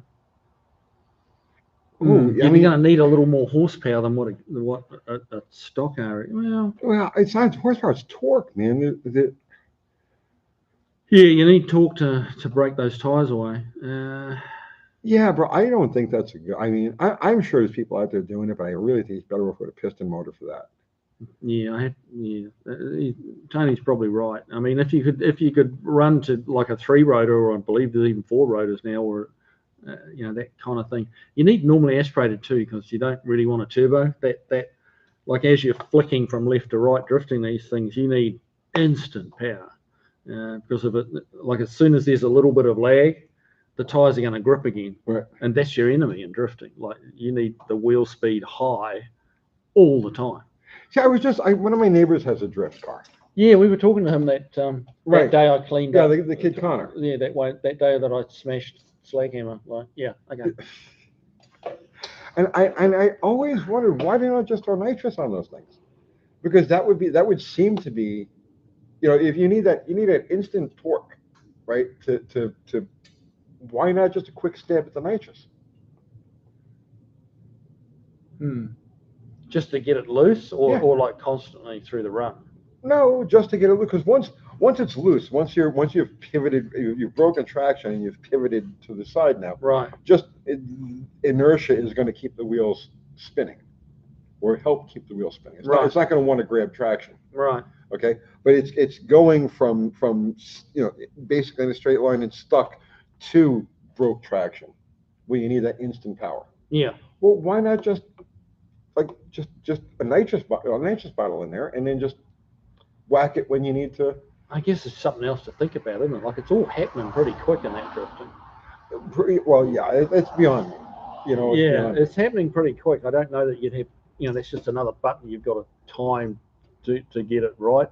I would, if you were going to use nitrous, I think you'd have to use it for the run. For the whole run? For the whole run, yeah. Oh, I don't think that would work. Well, no, because you're going to need a big bottle. Right. So that then falls back to just, a big horsepower, normally aspirated engine. Thank you, Nick. Yeah, thanks, Nick. Hey, apparently you missed the money. What do you call it? Super chat. Super chat. I missed a super chat last week, apparently. Did I? Mrs. Kiwi. Hey, you missed a super. Someone paid for a super chat and we didn't answer the question. I missed it. Sorry, man. Nothing gets past Mrs. Kiwi. Nothing. Certainly not me. I've been in a panic really ever since she started appearing here, because I know that every little thing's under a microscope. Yeah. But yeah, I mean, if you're watching tonight, whoever it was, ask the question again, and we'll try and pay attention. As I said a couple of times, these, the questions like stop at times, and other times they're just firing at us, and we just miss a bunch of them. All right, let's talk to Joel Shooter here, because he seems to have an issue. I really need help with this clutch. Recently, I lost my right leg and stuck in a wheelchair, but I need my RAM charger. The shop that's replaced the clutch said it went through 7 or 8 masters. No, it doesn't make any sense. 7 or 8 master songs. What is so it's got a hydraulic clutch, and you're going through 7 or 8. You've gone through 7 or 8 master cylinders. No. Doesn't make sense. Yeah, I'll tell you what's happening, bro. I'll tell you what's happening. The shop that you're dealing with is not very experienced with certain things. Okay. What's happening is you've got a diaphragm clutch, Okay, so I don't know if you know the difference between like a diaphragm clutch and like a three finger, like a B&B style clutch. But on a diaphragm clutch, what will happen is some of the fingers will fatigue. Okay, and when you go to step on the clutch, it's not fully pushing all of the fingers. It won't push them evenly. So you'll be able to like pump it up, and the first couple of pumps you'll get a clutch. It'll actually function as a clutch, and then it all settles back out again, and then you have no clutch, and it'll appear that you've got a bad master cylinder. But I'll almost guarantee this has happened. You've got a diaphragm clutch, and some of the fingers are starting to fatigue and fold over. What was this? Jade, thank you, Jade. Larry, thank you. I hope that helps, bro.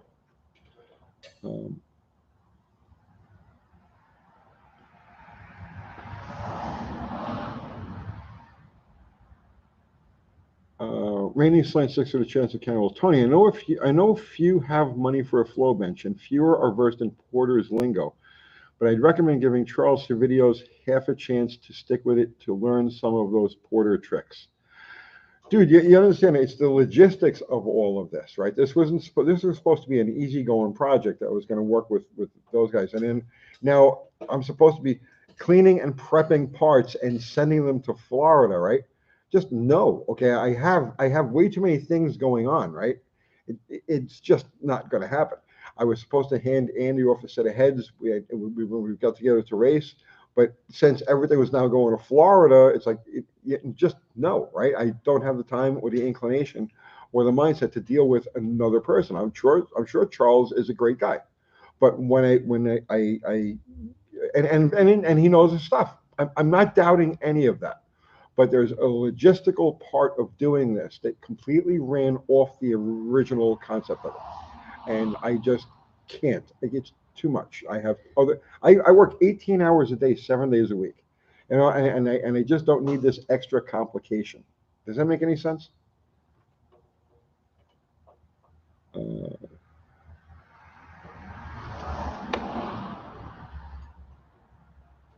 Tony, have you seen your new hater on YouTube? Yeah. Everything is the channel. He's great. But I was just talking to Kathy about that. We were having lunch the other day. And he says he just doesn't have the same like dedication that Brian had. Brian would make a video, sometimes 2 or even 3 videos a day, every day about me. That was dedication. And he had a whole army of trolls that would follow him around, Mr. Swinger and Turner and Mr. Will and oh God, there was a whole Darth Hemi. I'm leaving out a bunch of trolls. But I mean, he had a good thing going there, and then like he folded, one shot. I was so disappointed. He went down so easy, and Mopar's everything is trying. He's doing his best to become the troll, but he's not nearly dedicated enough, and that's your problem. So yeah, I'm a little disappointed in him. Now we had. Tony and Kiwi, need some help, guys. I keep burning spark plug wires on my nitrous small block Chev. Any old school tricks to keep them from burning? I know about boot covers and that, but is there something simple? Ryan, I tell you what, I'm so especially when you deal with like big block Mopars, headers in a big block Mopar, or any of these Mopars. They're all wire burners, right? They all want to burn wires. And I have this thing where I don't like I have these phobias about wraps and stuff like that. I don't want any of that stuff. I want just the natural wires. So I spend a ridiculous amount of time routing plug wires in such a way and angling them in such a way and then fixing them in a loom so that they'll go back the same way every time to keep them from burning. You just have to find your right angle, the right thing. Maybe sometimes, especially on a Chevy, I know sometimes you got to ding the header tube a little bit right next to the spark plug to keep the boot off of it.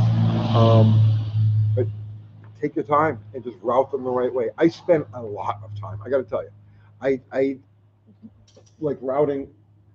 I don't have anything loose at the moment, but like on any of these cars that have plug wires that have any danger of them burning on the header tubes, you got to see when they take the cap and the wires off, they all come off like as if they're still on the engine. I've got them, that tight. Tied up tight. Yeah. One thing I always do is I don't buy wires that are pre-made, like with a fitting on each end. They just kind of take a wild shot at what lengths the different wires. They just give you a selection of lengths, and then you've got to, figure out what fits where best. I will get the wires that have the spark plug end on them with the right angle that's going to suit the motor. Right. And then put my own, distributor cap ends on them so you can get the lengths right. I mean, part of it is being pretty, but something to remember about being pretty: if it looks good, it probably is good. If it looks bad, it probably is bad. Occam's hot rod. Don't be afraid to mix and match boots either. Some wires, some positions are going to want a straight boot. Some positions are going to want an angle boot. A 90 degree. Some of them are going to want like a 45 degree. So don't be afraid to mix and match, angles to get the thing that you want. Beer Rose Garage, how you doing, man? What's happening, Beer Rose?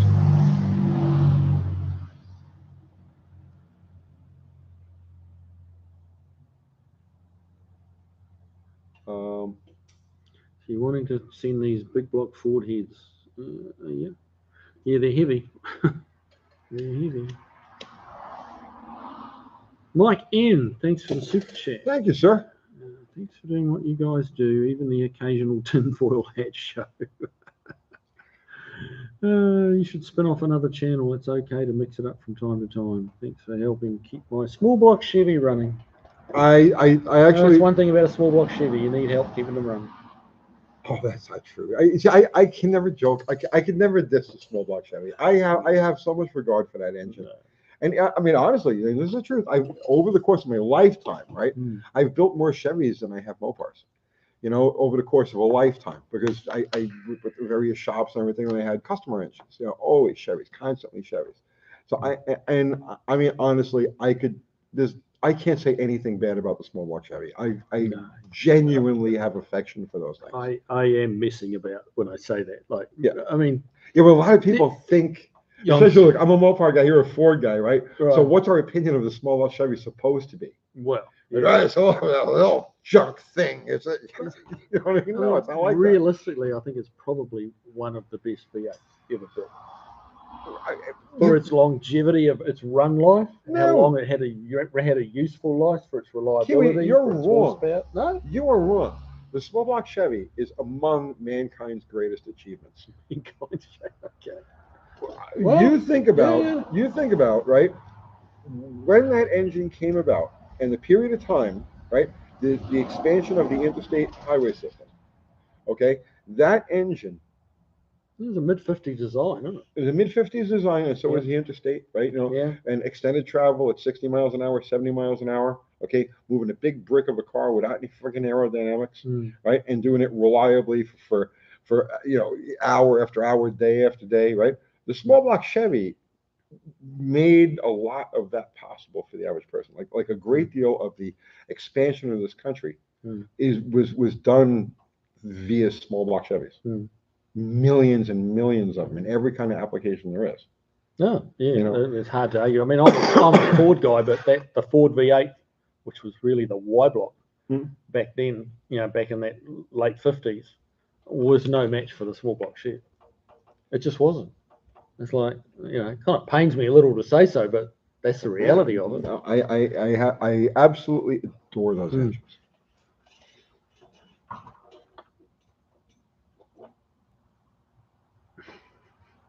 The only thing wrong with the small block Chevy is its ability to leak oil from the valve covers. Hey, there's not many V8s that don't leak Zero oil from put a the valve link covers. to your channel. To my channel. KIWI's Greatness. Okay, I mean, you see, is that what you changed the name of it to? KIWI's Greatness? No. Mr. Ego. Oh, geez. No, it's KIWI Classics and Customs. Small block Chevy was best of its time, absolutely. I mean, I don't know, Tony, I'm a Chevy guy, but every small block Mopar I've seen was taken care of, was right on par with the small block Chevy when speaking daily workhorses. Yeah, but you see, the small block Chevy had a 7-year, God, no, even more than that, 1955, had a 9-year head start on the LA motor. Now, granted, you had the Poly before then, and the Poly is a fantastic motor, but the Chevy had a 9-year head start on the LA. I'm not knocking LAs, and I'm definitely not knocking Windsor Fords, which are all in that same, basic family, right? Or even AMC motors. Those AMC V8s were fantastic. But the small block Chevy was the first of its kind, and remained unchanged for how freaking long. Oh yeah. Every other engine family went through all of these twists and turns and evolutionary periods, and the small block Chevy just kept adding cubic inches and taking cubic inches away, and adding injection and taking away. It's like you can't beat them. You can't beat them. And you got to know that, like in the early '60s, Ford and Mopar were looking at the small block Chev, like up close and personal. Yep. In their workshops, going, what's making these tick? Yep. Like, why wouldn't you? Like, it was a successful motor, and just go and buy one and pick the bones out of it. You don't copy it exactly, but so they they had someone else's research to work with. When they came out with the LA and stuff like that, and the Windsor. Kiwis, clam bakes, and convulsions. Windsor stayed the same. Yeah, yeah. Richard Stanbury, Uncle Tony, I forgot to tell you, welcome to Tennessee. We're glad to have you. Maybe we can entice Kiwi to come to Tennessee too. Dude, I've been in Tennessee for 20 years. It's actually this next month. It'll be 20 years for me. And he's been here for what? Yeah, Richard, I'm in Tennessee. I'm in Franklin. You don't have to entice me. I'm already here. Yeah. I mean, it was seeing Uncle Tony on video, and then I thought, oh man, I got to go there. I wouldn't be any place. Any place else. I just had to come and be somewhere near. And now one of my favorite channels, Bikes and Beards. The guy Sean from Bikes and Beards has moved to Tennessee. So it's like we're quickly becoming like a mecca for automotive or motorhead YouTubers. Big Belly Racing, Kiwi, are there many American muscle cars in New Zealand? Way more than you would think. It's actually staggering. The last time I went back and went on a hot rod run, and there was, if memory serves me right, there was about 1,500 registered for it. It's called the Beach Hop, and it's like a 4 or 5 day event, a little bit like that hot August nights kind of thing that they have here. There's so many cars. I don't have all the cars in one place. You have a show like on the east side, and you have another big field or a paddock, with cars on the west side. Okay. There's too many cars. They think they had, between registered cars and unregistered, because they ran out of room, they're only allowed to register so many. There was like 2,000 cars, and this is a country of 4 million people. So per capita, there's a lot of muscle cars. Some nice shit too. There's more people in that in the restrooms of Buc-ee's. That's a lot of, Loud Burns. That's why the Mopar 440 resembles a small block Chevy. The cylinder head, I've always said it. Okay, the big block Mopar, and the later Buick V8 are. But if you look at a standard big block Mopar head, with the exception of the shaft-mounted rockers, it is a clone of the small block Chevy. Period. The end. It's like their patterns are exactly in line with each other. And then the block is a copy of the Ford Y block, but without the weird oiling. A little more beef and without the weird oiling. So the big block Mopar is a combination of the small block Chevy and the FE Ford. Put them together, and you get the big block Mopar. So Kicking the Tires asks, so is the LS a copy of the Ford Windsor? I would have to say no. No, not even close. Not at all.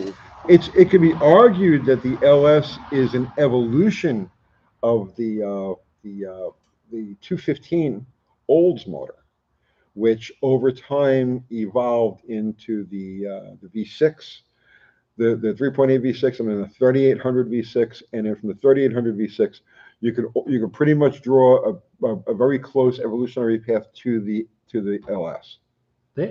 That 215 motor, that evolved into a bunch of different motors. Rover in England picked them up, and they had a 3.5 litre V8, and that grew out into the 4.4, which they put in the Range Rovers, and they also put them into a car called a P76 Leyland,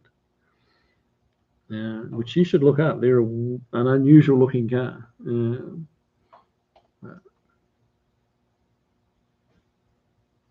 Why Mopars really at no prep drags, can't compete or brake too often. Ooh, what was that now? Ooh. Jolly Wrencher. Really at no prep drags? Honestly, it's because no prep is part of the newer generation, right? The younger generation. There aren't very many hardcore racers out there that go back and this older iron, right? So you get a guy who's in his 30s, who's his 20s, his 30s, his 40s. The Mopar shit that we deal with is like real dinosaurs. So that's why you're loaded down with Fox bodies and G bodies and pickup trucks and all stuff like that. It has nothing to do with whether the Mopar is reliable or not. It has to do with the fact that it's out of their realm. It's younger guys working with the stuff that they're familiar with. Robert Lee, thank you for the super chat. What is your opinion about running a locked-out distributor on the street? The motor combo was an LA 248 50 cam, 4-speed, 390 gears. I run locked-out distributors all the time. As long as you know the tricks to starting them, you won't have any problem at all. And the trick to starting it, okay? So just real quick, okay? You got a locked-out distributor. It'll say you got locked out at 34 degrees. You have two ways you could start the thing. You could spin the motor up and then kick the ignition on, and it'll generally start without a problem. Or the way I do it is I partially flood the motor before I go to start it. So I'll pump the gas 3 or 4 times, give it 3 or 4 good heavy squirts, wet down the intake. Then hold the gas about 1/4 to 1/3 of the way down or thereabouts and crank it, and it'll start without kicking back 99.9% of the time. As long as you can start it, you won't have any problem running a locked out distributor.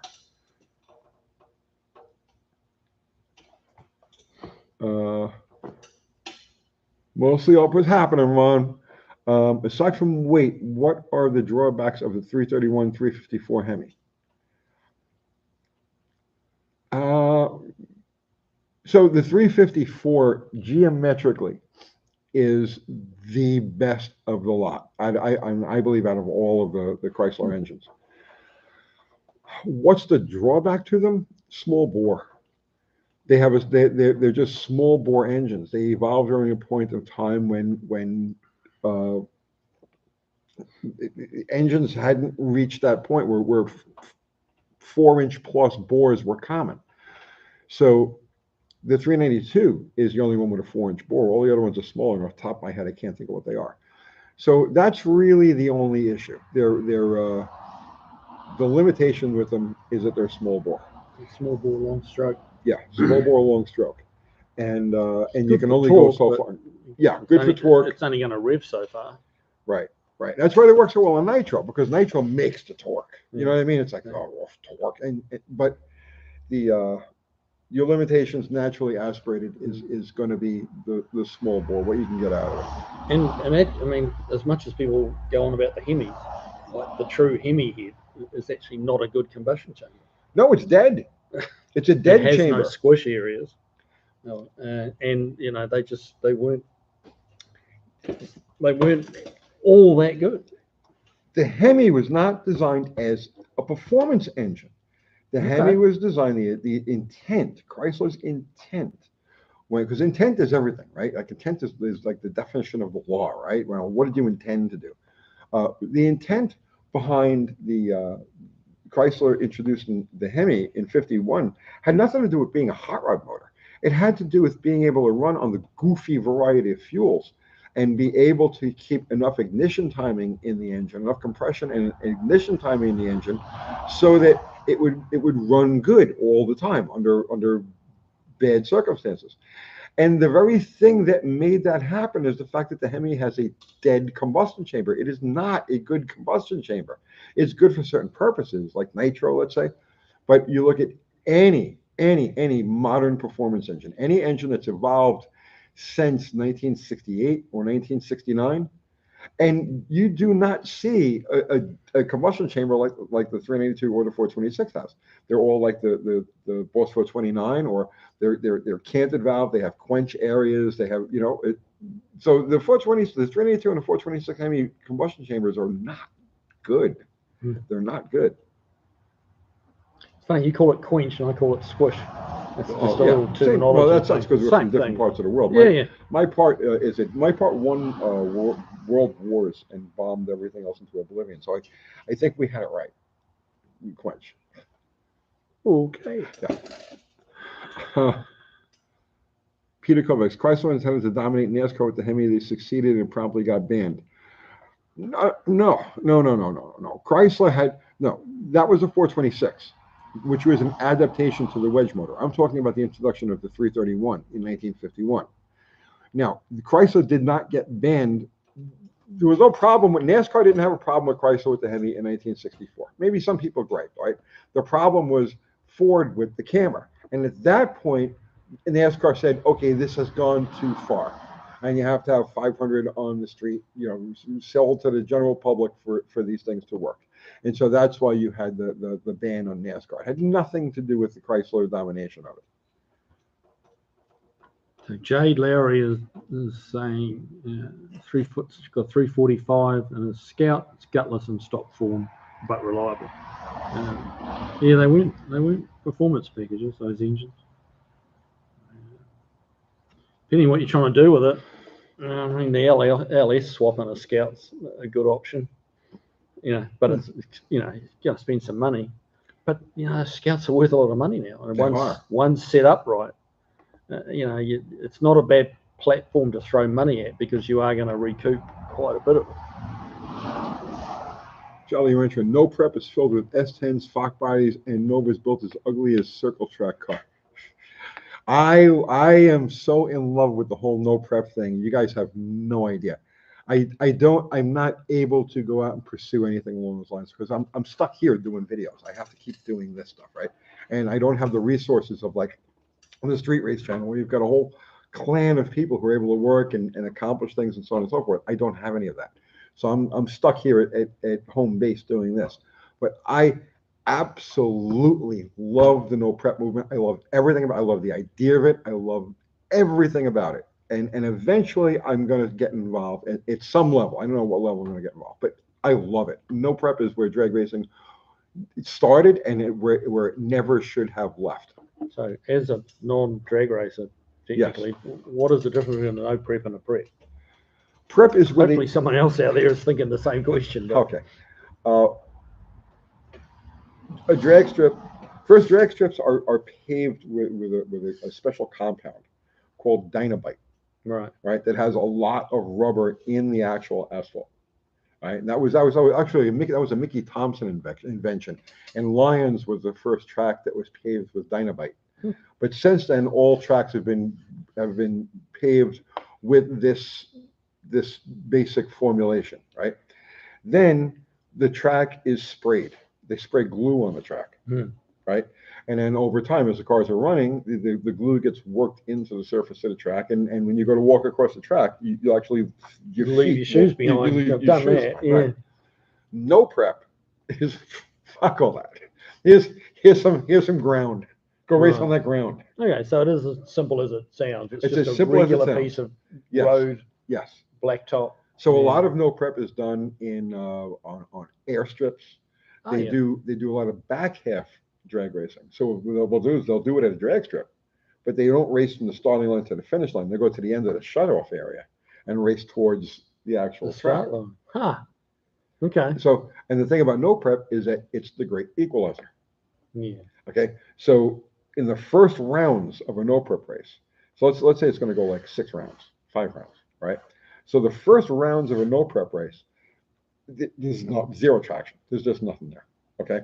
So you could have basically stock car, like a slow friggin' car, and take on a Pro Mod, and you've got a good chance of getting to the other end first. Right. If you can just find a bit of grip somewhere.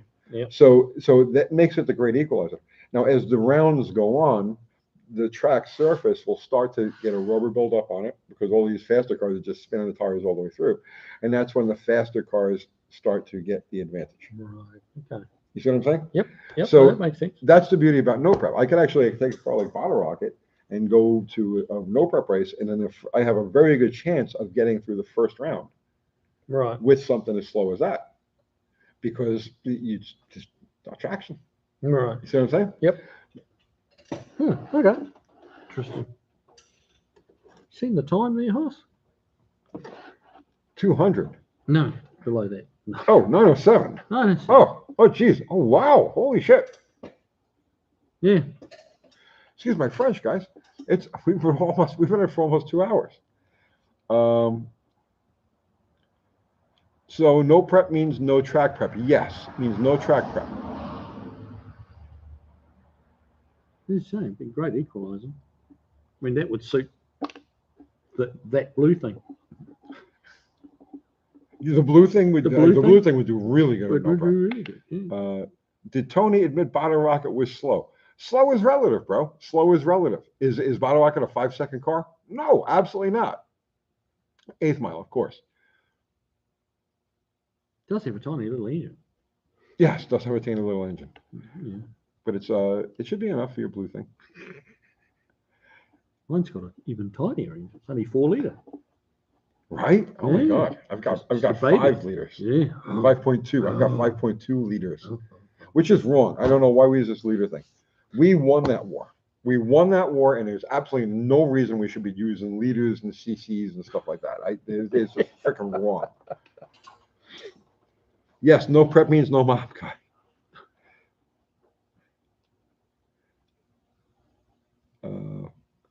Yeah, Zero's funny. KIWI's awesomeness. Do you keep changing the name of this freaking thing? And KIWI keeps up with it. No, I'm trying to. All right, guys. So that's it. We're gonna wrap it up. It's 2 hours. Oh my God, that flew. That really went fast.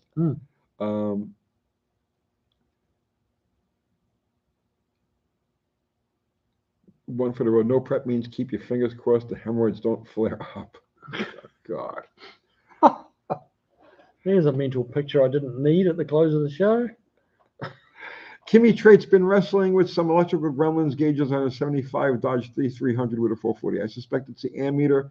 Thinking about going with NV USA aftermarket gauges. Thoughts, by the way, glad I watched the fuse. The bulkhead connector is clean. The connections at the bulkhead connector haven't gotten dirty on you. You could change. You can run an aftermarket ammeter on it. The fusible link vid just might have saved my truck. Well, cool. Big Billy Racing. Tony, would you build specific no prep car? Nah, I think I would work with what I have. I don't want to build any more cars. I think I'll work with what I have. And if I really want to get involved deep, then I'll do it with somebody else's car. I'll tune the thing or whatever it is. I only want to devote so much time and so many of my own personal resources to a car like that. So, kicking the tires, Kiwi. What happened to that rotted out Mustang? Well, which rotted out Mustang are you referring to? We kind of get a few of those through the shop. I'm guessing maybe the most recent one was the white one, which is still in the shop under in progress. We're putting new rails in it, subframe connectors. There'll be another video coming out on that pretty shortly. But yeah, that's going to turn into a nice car. It had a rough start, but it's going to be nice. Well, thank you for the congratulations there, one for the road. Look who showed up at the death. Oh my God, it's Mary.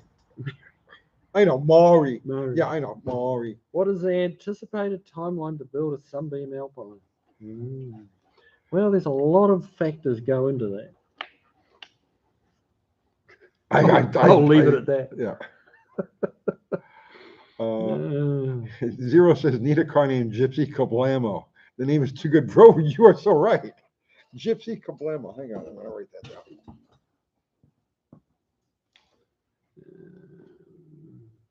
What does Kiwi think of Klaus Schwab? haven't heard of him. Oh my God. Who is Klaus Schwab? You know? Yes, Okay. I very much know who Klaus is. All right. What was that, Gypsy? What was that? Huh? Gypsy Kablamo. Kablamo.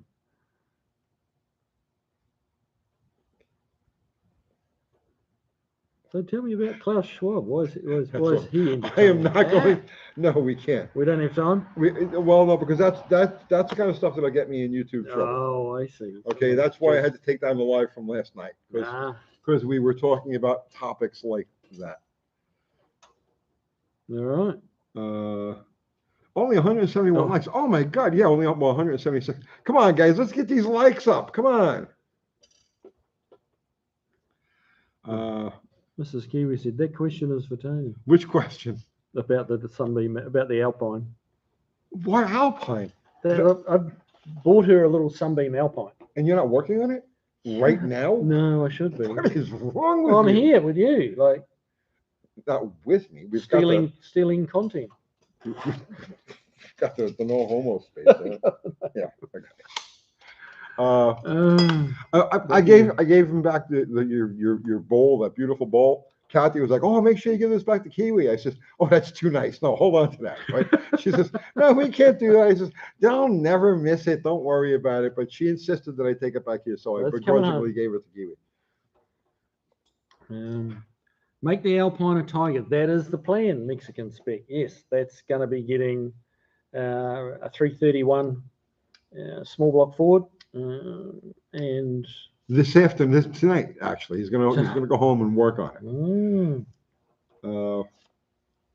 The only Alpine I'll restore is a Tiger. Yeah, I get that, and they're a little thin on the ground and fairly pricey. So this is, and like I wouldn't want a hot rod, a Tiger. Being a regular Alpine, I don't mind. I mean, it's going to be Kiwiized. Like, please understand that there's not going to be a lot of Alpine left in it. It will look like an Alpine, and then once you look a bit closer, it'll go, "This is not an Alpine." All right, guys, we got to go. This is it. What does Kiwi think of avocados? I hate them. I do not like avocados. Yeah, it's all he talks about. When we're not online, we're not doing this, and it drives me crazy because he's obsessed with his hate for avocados. And I don't understand it personally, but I just write it off. Okay, he's a foreigner and they do strange shit. All right, so that's it, guys. We're gonna pull a plug on this. Everybody contribute with Super Chat. Thank you so much. It costs a lot of money to keep this place going, and you guys help to do that. And he has an extravagant lifestyle. An extravagant lifestyle. Someone's got to pay. Bingo, right? Kiwi, you've all gone over there and subscribe to Kiwi's something or other. They keep putting up a link to it, so there you go. You should be able to find it. Yeah, should be. And what's your special these days? What's giraffe? We're giving away giraffes. Giraffes. Yeah. That's so weird. Yeah. Seriously, bro. I mean, Maury, does he do this to you? Is he always encroaching on your space? Although you're a chick, so that's cool. All right. Yes. All right. Everybody contributed to Super Chat. Family show. Thank you so much. Everybody contributed with your presence and your conversation. Thank you equally. Ari, Zero, Fubar, thank you guys. Gypsy Kablamo. I may have to build a card just to call it Gypsy Kablamo. And that's it, right?